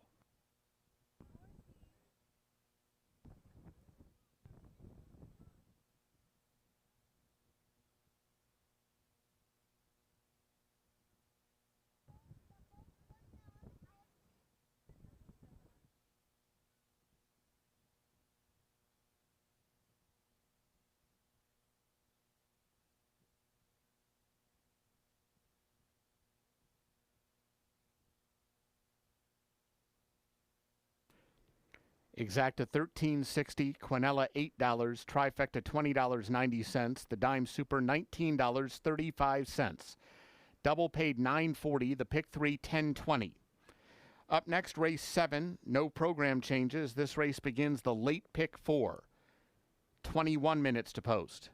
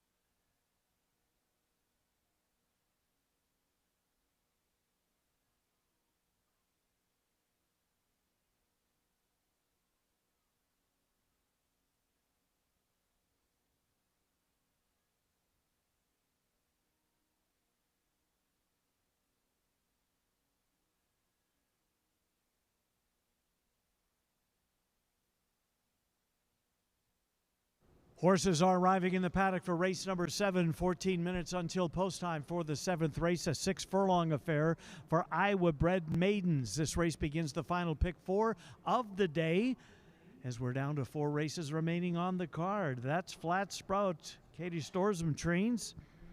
This horse certainly sitting on a winning race, or certainly appears to be that way. 3 starts this year. In those 3 starts, a couple of seconds and a 3rd place finish, so getting close. Alberto Pusac, who was aboard the first 3 times that the gelding ran, is back aboard here today. Was the morning line favorite at 2-1. He is the current favorite at 8-5 on the board. Flat Sprout, start number 4 of the year, off a couple of seconds and a 3rd place finish. Right next door, there's the 5, My Jersey Says Good. Alex Berzer will be aboard. Bonnie Berzer on the right-hand side of your screen there, beginning the saddling process with My Jersey Says Good. My Jersey Says Good has been the runner-up in his last 2 starts ago against maiden $30,000 claimers. Got off at 2-1, finished in 2nd, moved up to maiden special weight.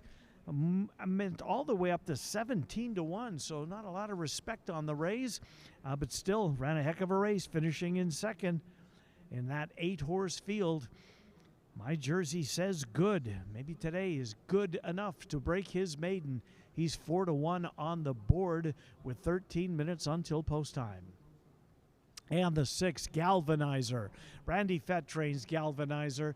Galvanizer will have Glenn Corbett aboard. This horse, with the exception of 1 race, has been single digits on the odds board.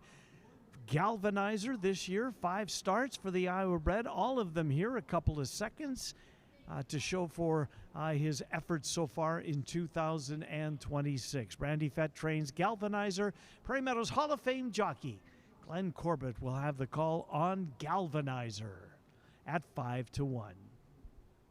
7th race, 12 minutes away. Maiden special weight for Iowa breds at 6 furlongs. Final pick 4 opportunity of the day starts right here. 12 minutes until post. Good luck in race number 7.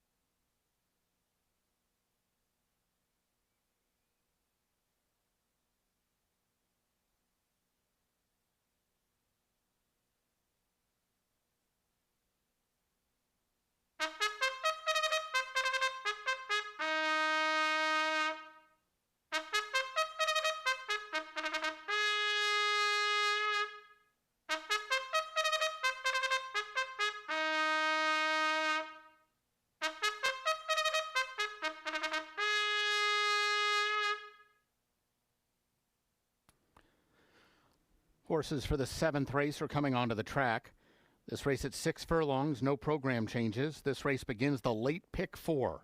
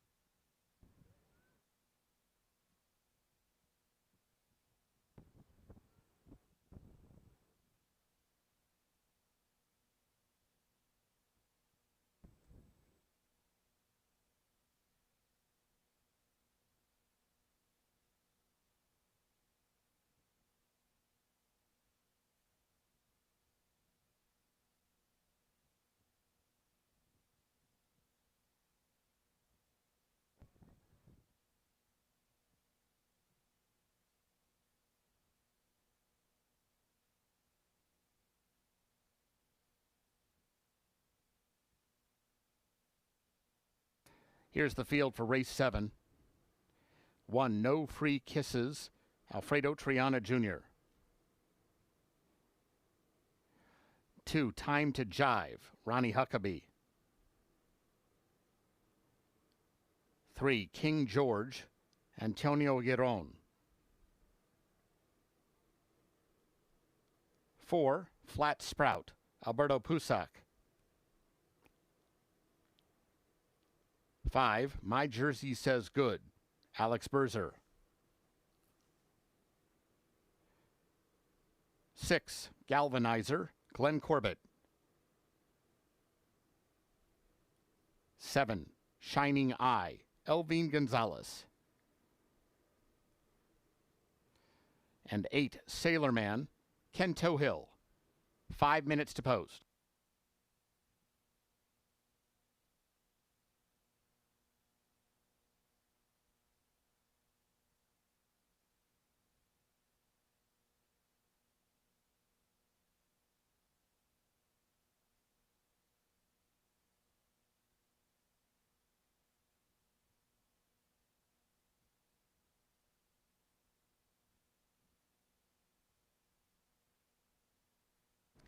Seventh race, the horses are on the track. We're 4 minutes away from post time for race number 7, a field of 8 maidens, Iowa bred. 6 furlongs is the distance. That's the one, No Free Kisses.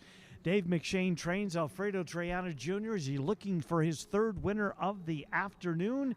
He's aboard No Free Kisses. No Free Kisses, last time out, finished 3rd at a big price, 24-1. Time before that, hit the board, finishing 4th at a big price, 24-1 that day as well. No Free Kisses getting played today, now 9-2. 5.5-1, 9-2 on No Free Kisses with Alfredo Triana Jr. Middle of your screen, that's the 8 horse. That's Sailor Man. Ty Gleason trains Sailor Man. Ken Tohill will have the mount on Sailor Man. Sailor Man has made 3 starts this year as he begins his career as a 3-year-old. With a 3rd, a 4th, and a 5th place finish. He started his first start, finished 5th. Start number 2 was 4th. Start number 3 was 3rd. Headed in the right direction. So we'll see if Sailor Man can take another step forward here today. Shows a nice workout August the 2nd. Took a little bit of time off.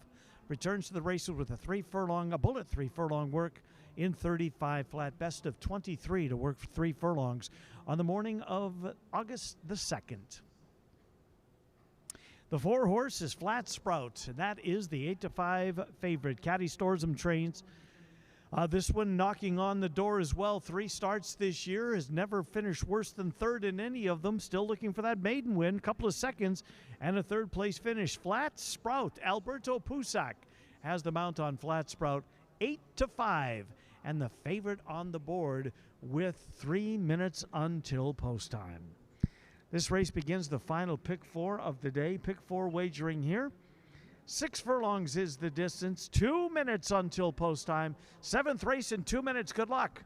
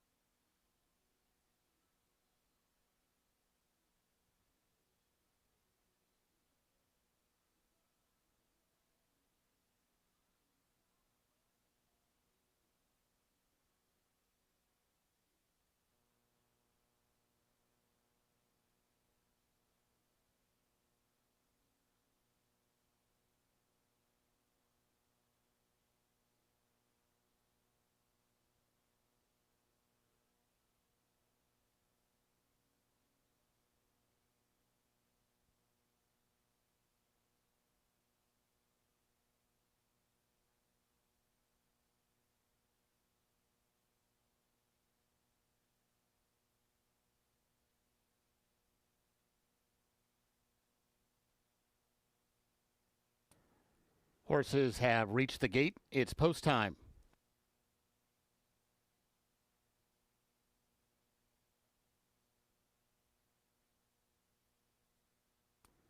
At the gate for the 7th.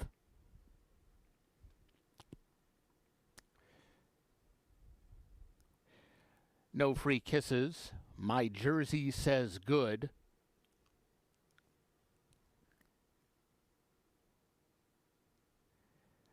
Time to Jive. Galvanizer. King George.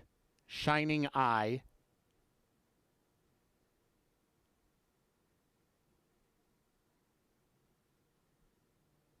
Flat Sprout.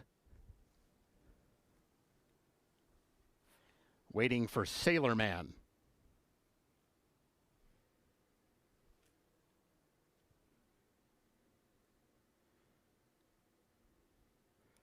They're all in line. And they're off. Galvanizer out fast. Time to Jive. King George is going to be vying for the lead as well. Flat Sprout is right there on the pace, and so is Shining Eye from the outside. These 5 quickest up the backstretch. My Jersey Says Good is already about 7 lengths off the lead. Sailor Man outside of him, and No Free Kisses is the trailer. King George has found his way to the front, and Time to Jive is counter-punching from the inside. Flat Sprout is third, just to the inside of Galvanizer. They race as a team, about 2.5 lengths off the lead. These 4 are well clear of the others. Sailor Man is trying to get involved from 5th. He's now rallying, but about 7 lengths off the lead. Others have a lot of work to do, and it's King George for Antonio Giron showing the way to the top of the stretch.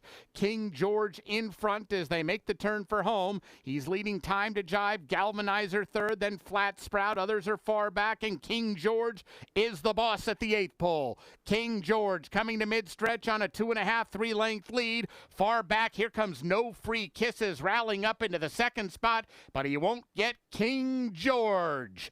King George did it, beating No Free Kisses. Galvanizer was third, tight 4th.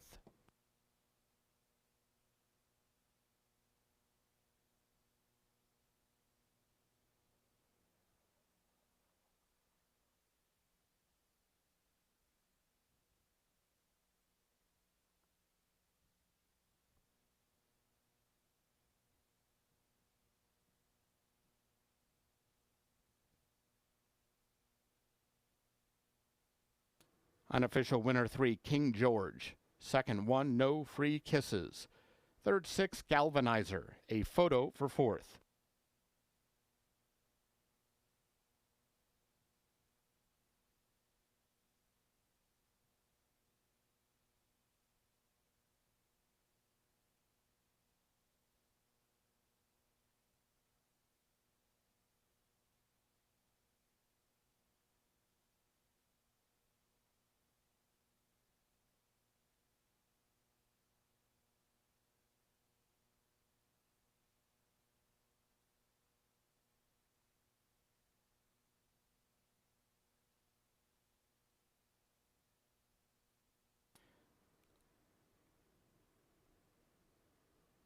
Photo shows 5, My Jersey Says Good, finishing 4th.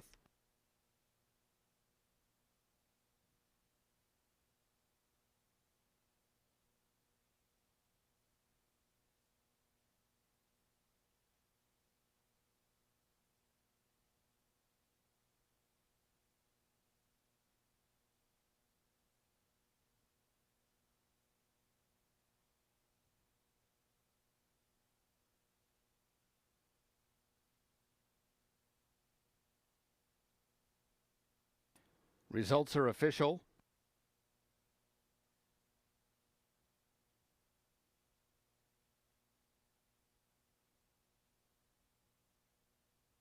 Returning toward the winner's circle, 3, King George, 3-year-old chestnut gelding by Anchor Down out of Do It. He's owned by Downing Thoroughbreds. Winning trainer is Brandy Joe Fett. Winning rider Antonio Giron. King George was bred in Iowa by Matthew Downing. Running time 1:10.4. Double 48.60. The pick 3 56.70. Pick 4 176.40. Exacta 134.40, Quinella 54.80, Trifecta 169.90, Dime Super $142.56. Up next, today's 8th race, scratch numbers 1, 2, and 9. 20 minutes to post.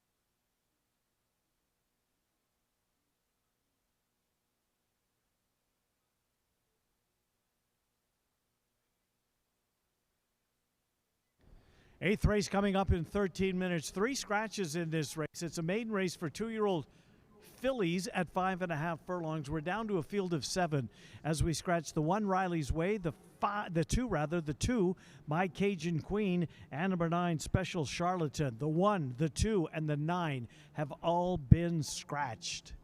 There's the 5. That's the favorite, 1 Cool Queen. Kelly Von Hemmel trains Israel Hernandez. Has the mount on 1 Cool Queen. 1 Cool Queen, 1 start.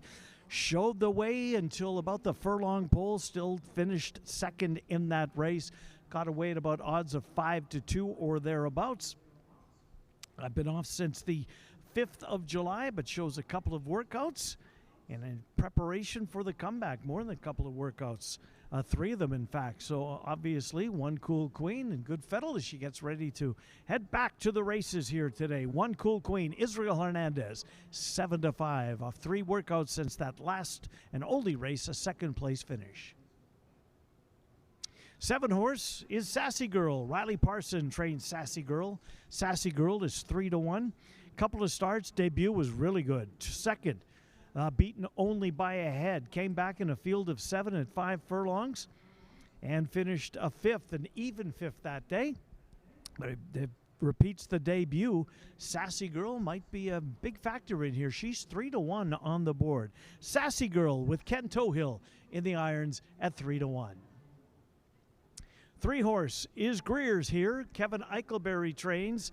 First thing you see when you look at Greer's here, at least in the program, is those last 2 workouts. Wow. Especially the one on July the 20th. Out of the gate, 46-3, best of 27 to work a half a mile on that morning. Greer's here, Kevin Eichelberry, a first-time starter for Elvine Gonzalez, on the board right now at odds of 6-1. And there's the 4, that's Flying Grace, the other Eichelberry in here. Flying Grace has a couple of starts under her belt. She's been the favorite in both of them. Ran up against a next out winner in the debut at Turf Paradise, then came over here, finished 3rd as the 8-5 choice that particular day. She finished 3rd in that 6-horse field. Glenn Corbett stays aboard. Flying Grace, one of 2 horses in here, trained by Kevin Eichelberry. We're 10 minutes away from race number 8. Final pick 3 opportunity of the day coming up in 10 minutes. A 5.5 furlong affair for 2-year-old maiden fillies. Pick 3 wagering. Scratch the 1, scratch the 2, scratch the 9. Good luck in the 8th race.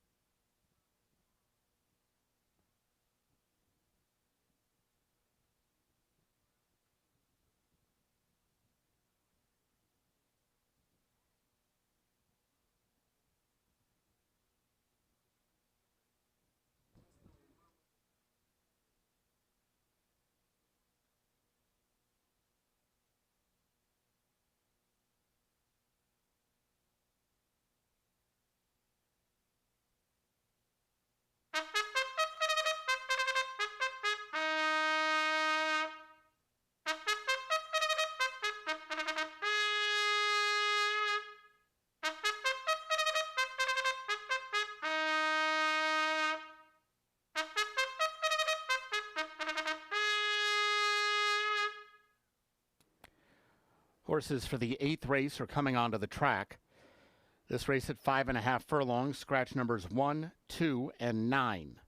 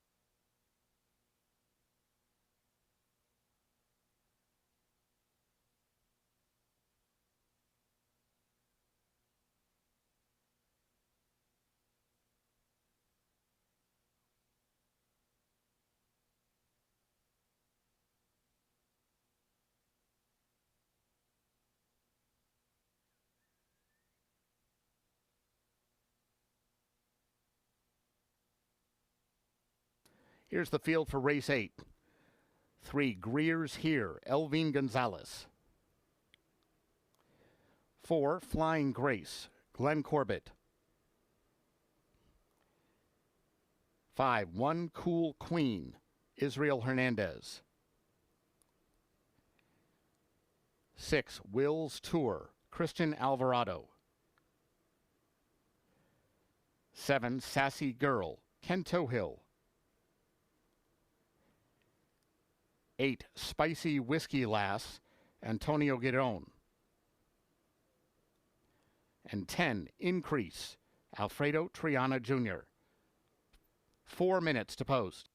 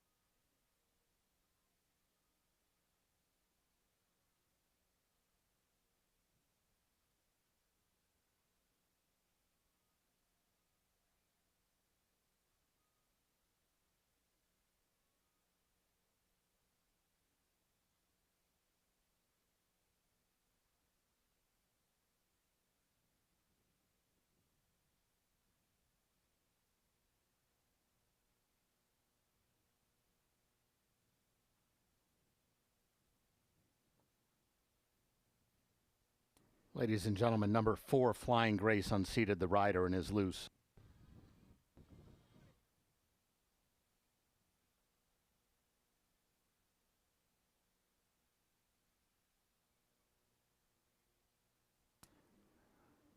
Number 4, Flying Grace, has been collared but also has been scratched from this race. Scratch number 4, Flying Grace, from this race by order of the stewards.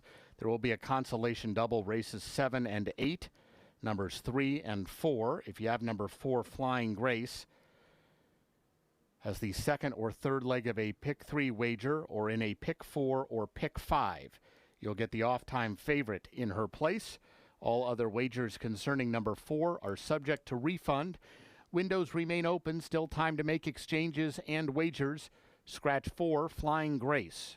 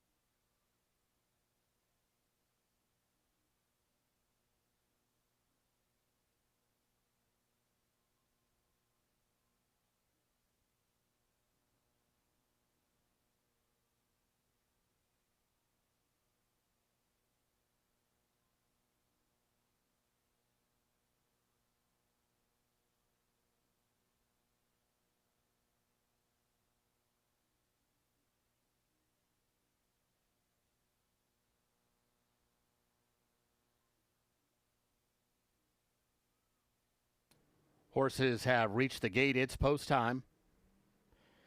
At the gate for race 8.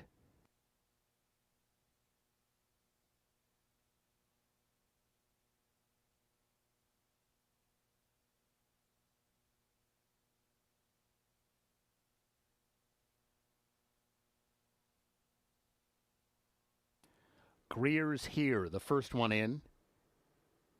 One Cool Queen. Will's Tour.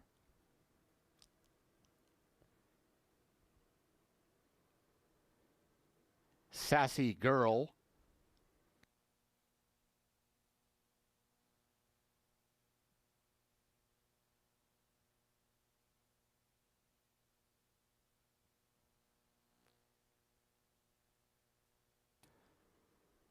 Spicy Whiskey Lass.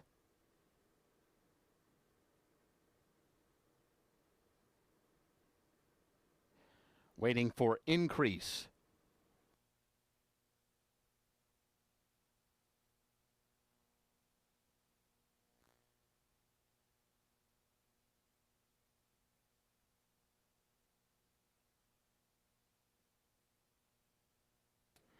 They're all in line. And they're off, and Greer's Here was slow from the inside gate as last early on. Good start for One Cool Queen, and she takes the lead at once. Increase runs second in front of Spicy Whiskey last. Then Sassy Girl, who's already about 6 lengths off the pace. Greer's Here is in behind that. And Will's Tour, it looks like she's just completely out of the race. She's been pulled up. No interest for Will's Tour. She is out of the race. Strung out behind One Cool Queen and Israel Hernandez as they move 3 furlongs from the money. It's One Cool Queen on a 3.5 length lead. Increase runs in the second spot. Sassy Girl rides the rails in third. Then Spicy Whiskey last. Greer's Here is fifth, but a long way behind One Cool Queen at the top of the stretch. One Cool Queen turns them on down, still on a clear lead of about 3 lengths. Sassy Girl is about to join Increase into that second spot. She's the only one moving at all, but really not gaining on One Cool Queen, who's taken them all the way today. One Cool Queen, odds on and ran like it. Sassy Girl second, Increase, and Greer's Here.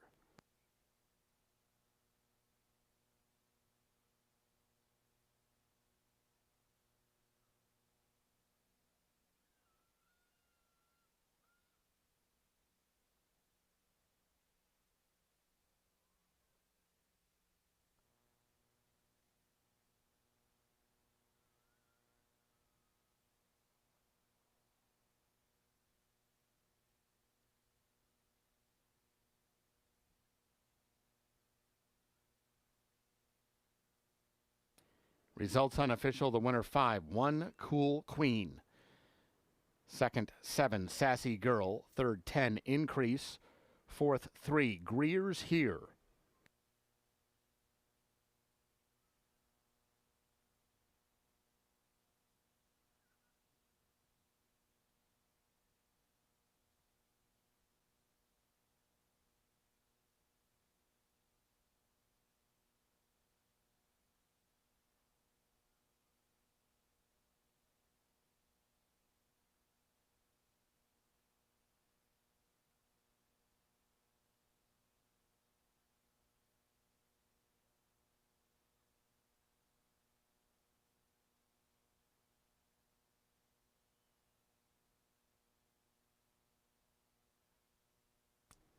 Results are official.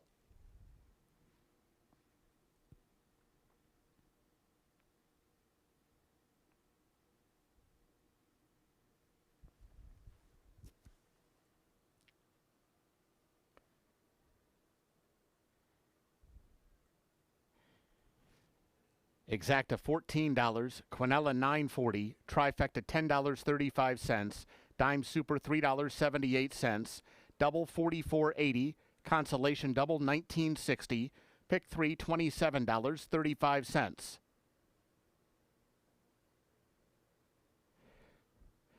Returning to the winner's circle, 5, 1 Cool Queen, 2-year-old Bay Filly by Very Cool out of Scat Queen.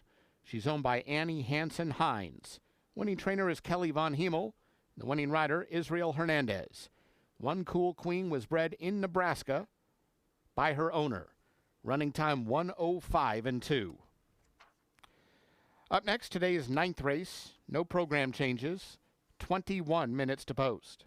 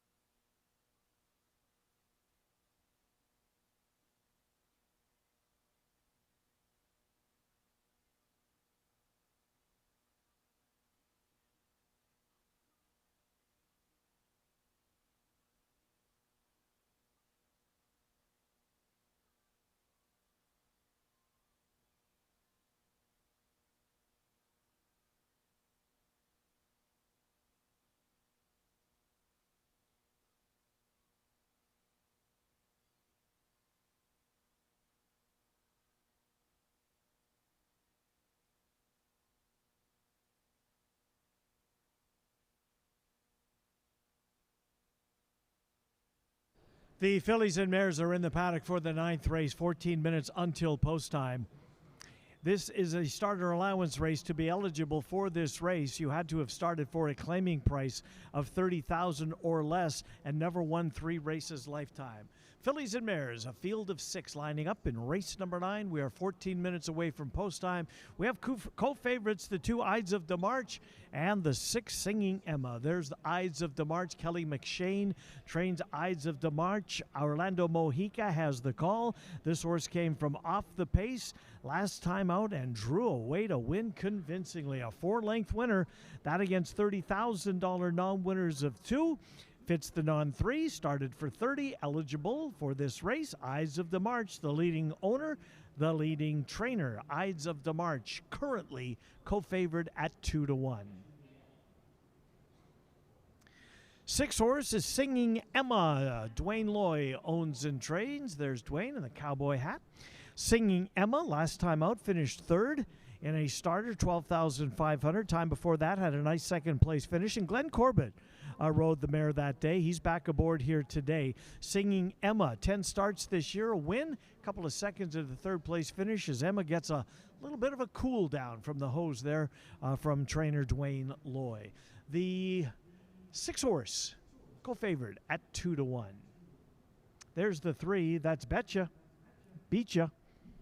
Beatcha, first Prairie Meadows start. Ken Tohill has got the call on Beatcha. Randy Morse trains at Remington Park. That's where she finished her 2025 campaign. She begins her 2026 campaign here with us. Randy Morse trains. Ken Tohill has the mount on Beatcha. Beatcha broke the maiden for $10,000 at Remington, up the ladder, and has raced very well before heading the bench for some time off. Returns to the races here. 4-year-old daughter of Omaha Beach on the board at 7-2. And the 1, Chico Arma. Chico Arma, William Martin trains. Walter Dela Cruz has the call on Chico Arma. Against this level, last time out, finished 3rd at odds of 4-1 in that 7-horse field. Dela Cruz was aboard 2 outs ago when Chico Arma got that job done at odds of even money, winning by 6 lengths. Nice field of 6 lining up here in the 9th race, starter allowance race for fillies and mares. 11 minutes until post time. The favorite now, standalone favorite, number 2, Ides of DeMarch. Good luck in race 9.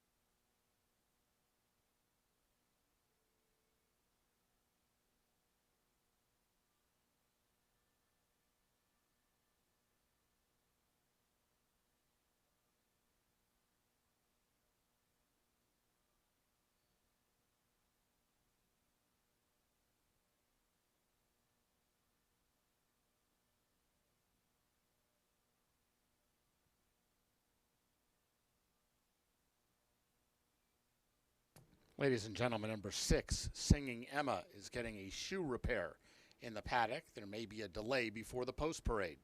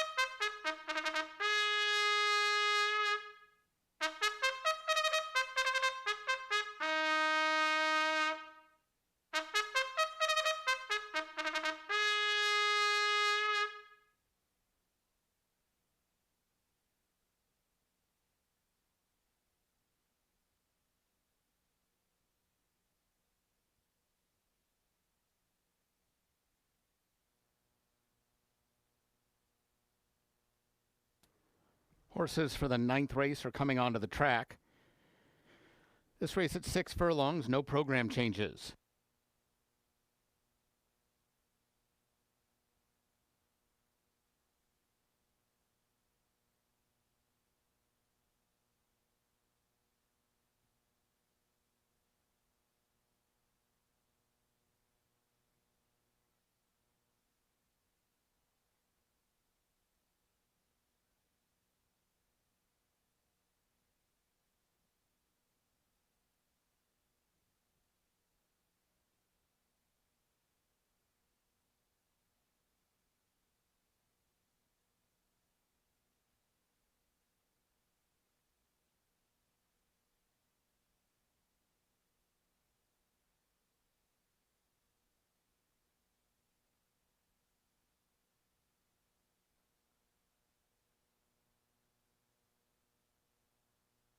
Here's the field for race 9. 1, Chica Arma, Walter de la Cruz. 2, Ides of Demarche, Orlando Mojica. 3, Beachya, Ken Tohill. 4, Severe Clear, Ronnie Huckabee. 5, Tartaria, Israel Hernandez.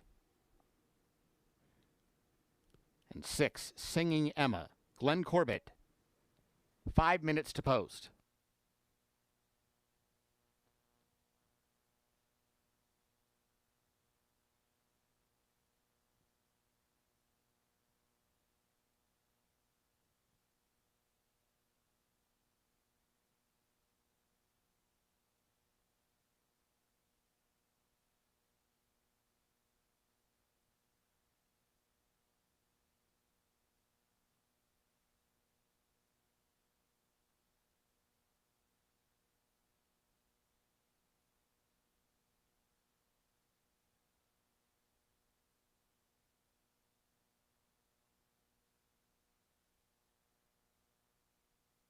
Fields on the track for the 9th race, first half of the late double, a field of 6 as we reach the penultimate race of our Sunday card. Fillies and Mares, $30,000 claimer starter allowance. Starter allowance to be eligible, he had to have started for $30,000 price tag and never won 3 races. Nice field of 6 shaping up. There's Chico Arma. Walter de la Cruz has the mount on Chico Arma. Chico Arma was close up 2 starts ago, took the lead at the top of the stretch and drew away to win convincingly. Moved up the ladder to try the same condition that she's racing in today. That was a 3rd place finish in a 7-horse field. Back against this level again for trainer William Martin. This will be the 2nd off of the layoff. 4-1 on the board for Chico Arma, Walter de la Cruz. That's the 4. That's Severe Clear. Kelly Martinez has the training assignment here. That's our leading trainer at Prairie Meadows. Ronnie Huckabee will be aboard. I believe this is the first time Huckabee's been aboard this 4-year-old filly. She finished 3rd as the even money favorite last time out. That was against 6250 claimers. So a significant jump up in class for this one. We'll see. She's won 3 of 14 races lifetime, so pretty good statistical record stat-wise. We will see if Severe Clear is ready to roll here.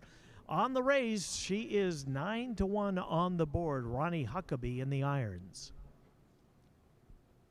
And the 2 is Ides of Demarche, the other Kelly Martinez trainee in this race. Ides of Demarche, a convincing winner last time out, roared through the stretch. Got a speed duel in front of her. She loved it. She took the lead mid-stretch and drew away to win convincingly. A 4-length winner, Orlando Mojica, was aboard her that day. Right back aboard today for Martinez. Ides of the March, 2-1 on the board. The favorite continues to be number 3, Beecha. Beecha at odds. Where is Beecha? Where's the blue cap? There she is, left-hand side of your screen, about the middle of your screen there. She's moving toward the starting gate. That's Beecha. Beecha, Ken Tohill has the call on Beecha. Beecha is 8-5 on the board. Beecha, first start of the year, finished the campaign last year at Remington Park. Workouts leading up to this one, you go back to July the 9th, that was the best work of the 4 that are shown. Best of 9 that particular morning, a 4-furlong breeze and 48-3. 2 minutes until post time. The favorite is now 2, Ides of the March, as it keeps flip-flopping back and forth between the 2 and the 3. First half of the late double coming up next. Good luck in race number 9.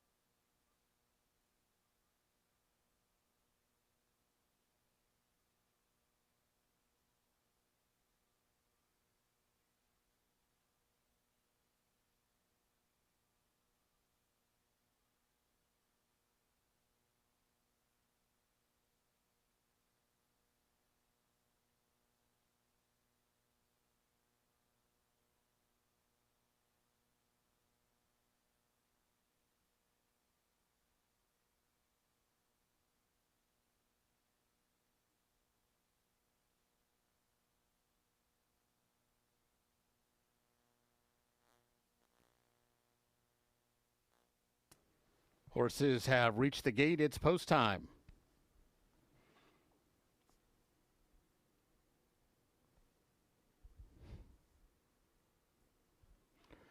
Moving in for the 9th.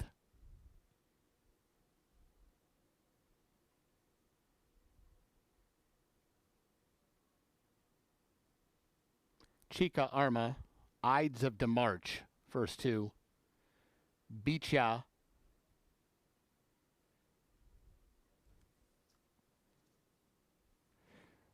Severe Clear, Tartaria, waiting for Singing Emma. They're all in line. And they're off. Singing Emma fast from the outside. Severe Clear is in the second spot early on. Chica Armor rushes the rail into third. Beecha fourth and 6.5 off the pace. Then Ides of the March. And Tartaria is the trailer and starting to move in already from the back of the pack. Fillies and Mares led by Singing Emma. 3/4 of a length as she gets over to the rail at the half-mile pole. Severe Clear is pressing from the outside. These two are well clear of everybody else. Chica Arma third, but about 4.5 lengths off the lead. Beach Ya following that one. Then we have Tartaria, and Ides of DeMarch is last as they make their way around the turn, and she's got about 9 lengths to make up and just over a quarter mile to do it. Singing Emma, the leader, as they come to the top of the lane. Chica Arma, 3 wide, going to move into the second spot. Severe Clear is going the wrong direction, and let's see. Here's Tartaria moving in way out on the outside. Beach Ya also in with a shot. They've all got a reel in Singing Emma, who's way out in front of this field, and nobody's really gaining. Singing Emma, Glenn Corbett ran them right off their feet. She won by almost 5. Tight for place and show between Beach Ya and Chica Arma, with Ides of DeMarch too late in 4th.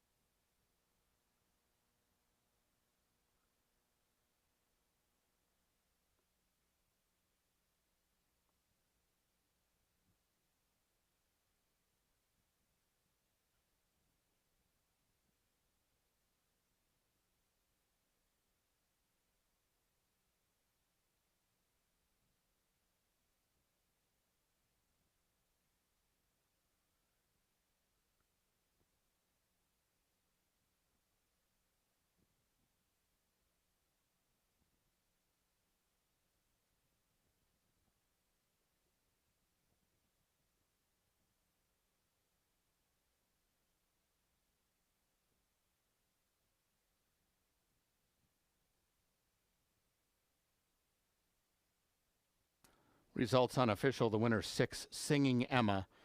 Second 3, Beach Ya. Third 1, Chica Arma. Fourth 2, Ides of DeMarch.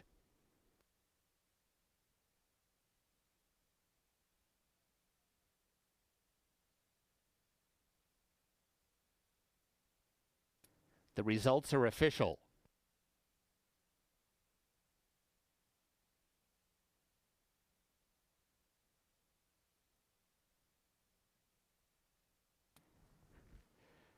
Exacta $148, Quinella $42.20, Trifecta $89.80, Dime Super $38.71, Double $28.20, Pick 3 $100, 25 cents. Returning to the winner's circle 6, Singing Emma. She's a 6-year-old dark bay or brown mare by Sharp Azteca out of Shining Appeal. She's owned and trained by Dwayne Loy. Winning rider Glenn Corbett. Singing Emma was bred in Kentucky by Tony Fang.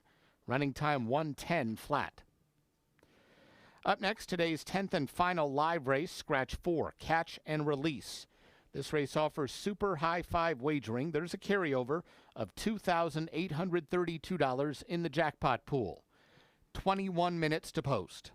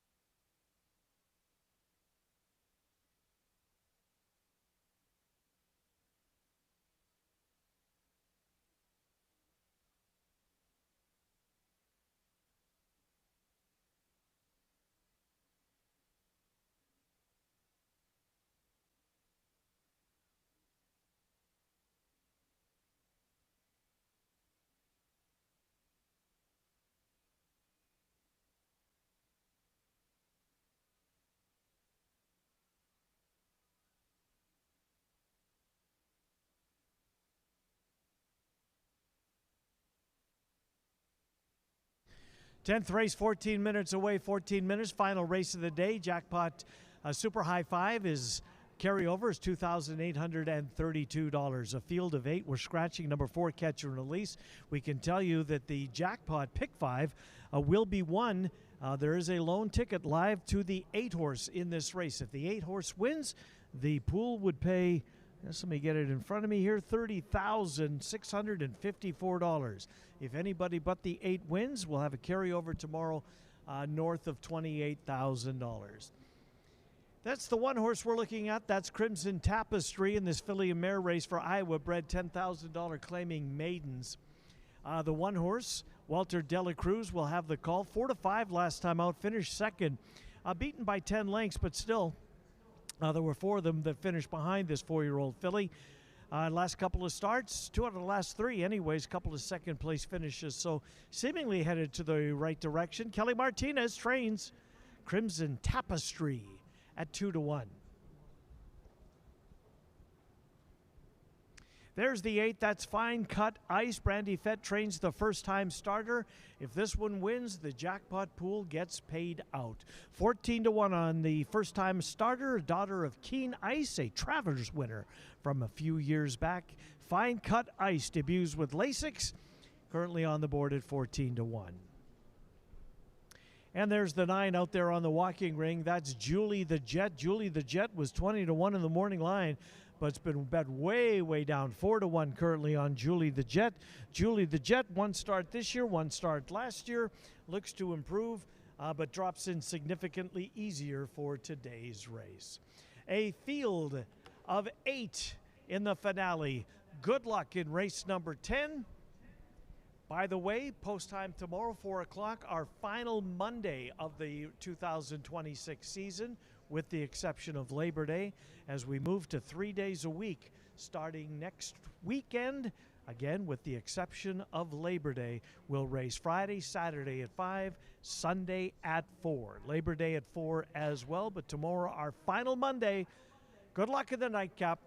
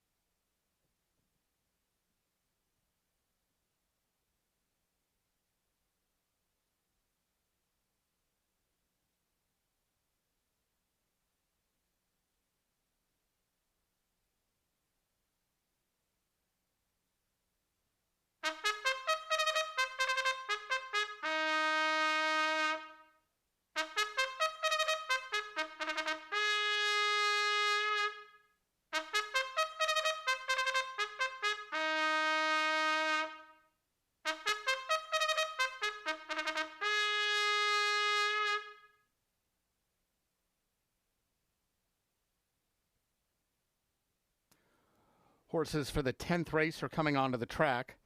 This race at 6 furlongs, scratch 4, catch and release. This race offers super high 5 wagering. There's a carryover of $2,832 in the jackpot pool.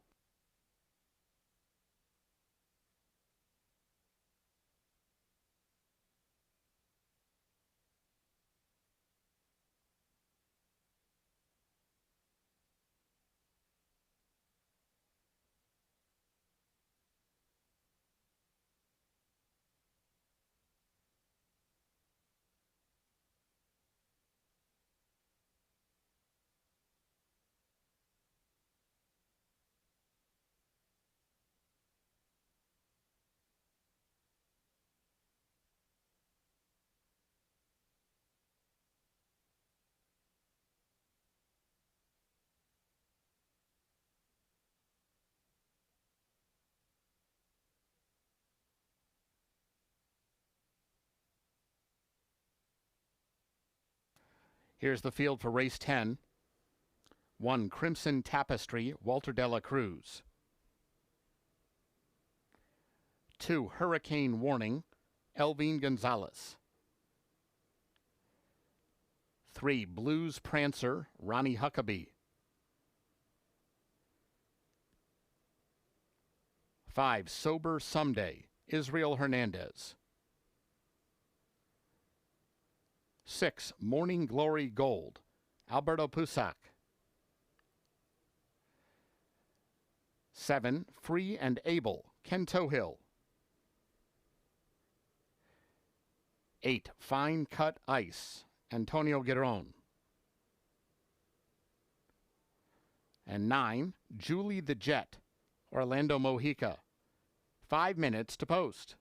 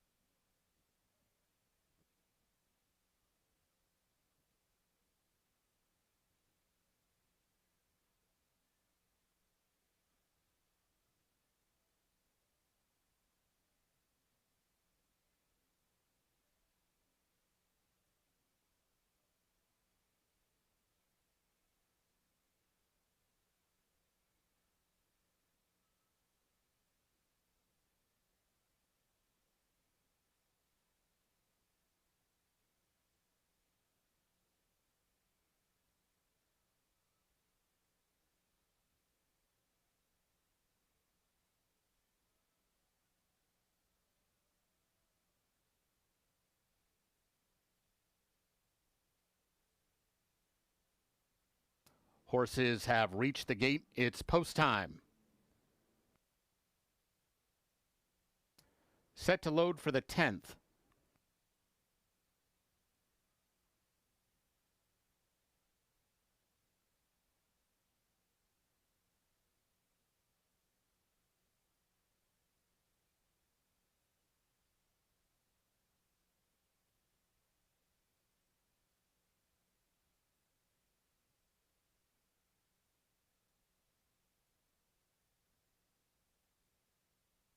Crimson Tapestry, the first one in. Here's Hurricane Warning. Morning Glory Gold.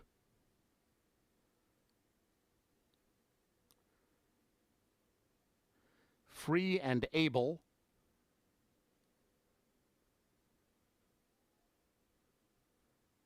Blues Prancer.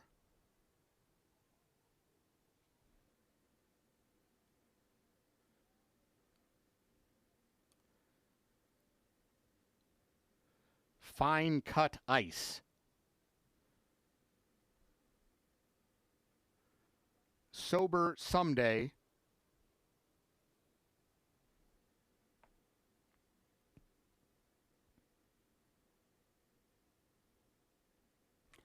Waiting for Julie the Jet.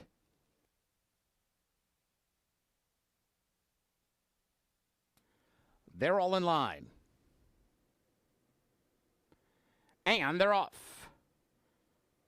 Good start for Morning Glory Gold. Sober Someday showing speed. Blues Prancer is there, and here is Crimson Tapestry joining them 4 across the track as they move up the back stretch. Julie the Jet moves to 5th, going by Free and Able, then Fine Cut Ice, and Hurricane Warning is about 8 lengths off the lead. Good scrum up the backstretch. Blues Prancer between fillies. She's got Crimson Tapestry to her inside and Sober Someday to her outside. Morning Glory Gold is backed off in 4th, now 5th, passed by Julie the Jet, who's on the move. There goes Julie the Jet, 4 wide into the turn, but she is now calling for the lead, and she has taken over 3 furlongs from the money. Julie the Jet now the new leader, and Blues Prancer is going to try to go with her. These two accelerate away from Crimson Tapestry in 3rd. They're followed right now up the inside by Hurricane Warning, who's made good ground from the back of the pack, but it's Julie the Jet and Blues Prancer well clear at the furlong pole. Julie the Jet outside in Orlando Mojica, Blues Prancer inside in Ronnie Huckabee. Blues Prancer counter punches, sticks her nose in front. Julie the Jet's got to come back, and she's doing that. Too tight to call. Either Julie the Jet or Blues Prancer in a photo. 3rd was Free and Able, then Hurricane Warning and Sober Someday.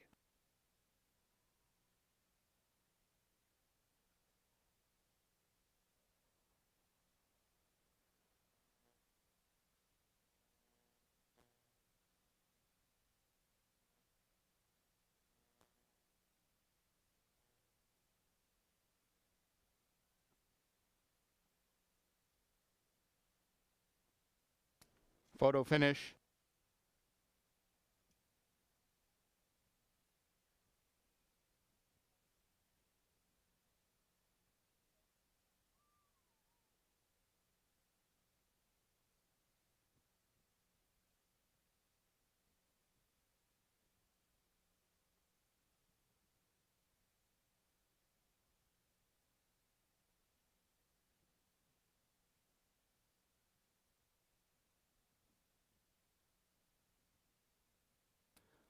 Photo shows the winner 9, Julie the Jet. 2nd, 3, Blues Prancer. 3rd, 7, Free and Able. 4th, 2, Hurricane Warning. 5th was number 5, Sober Someday.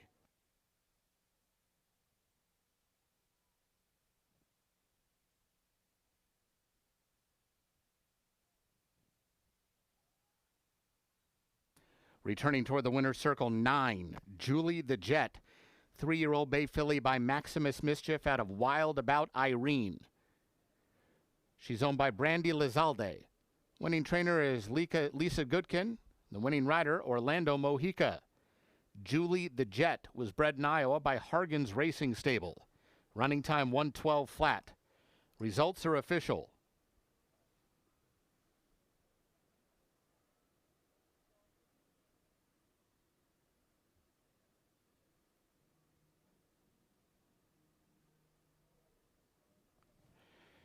Exacta 184.20, the Quinella 157.40, Trifecta 511.75, Dime Super $233.47, Double 196.80, the Pick 3 $120.80, Late Pick 4 $4,410. Super High 5 paid over $5,129 to one ticket. The Pick 5 paid $1,306. Once again, there was just one winning ticket in the Super High 5 today. One winning ticket, including the jackpot carryover, worth $5,129.06. Congratulations to the Super High 5 lone winner. Nobody hit the jackpot in the Pick 5 today. There's a carryover of $28,042 into tomorrow's card. Ladies and gentlemen, that wraps up today's live racing program. A reminder that Prairie Meadows remains open into the night for full card simulcasting, sports betting, and casino action. Live racing returns tomorrow. First post once again is 4 o'clock.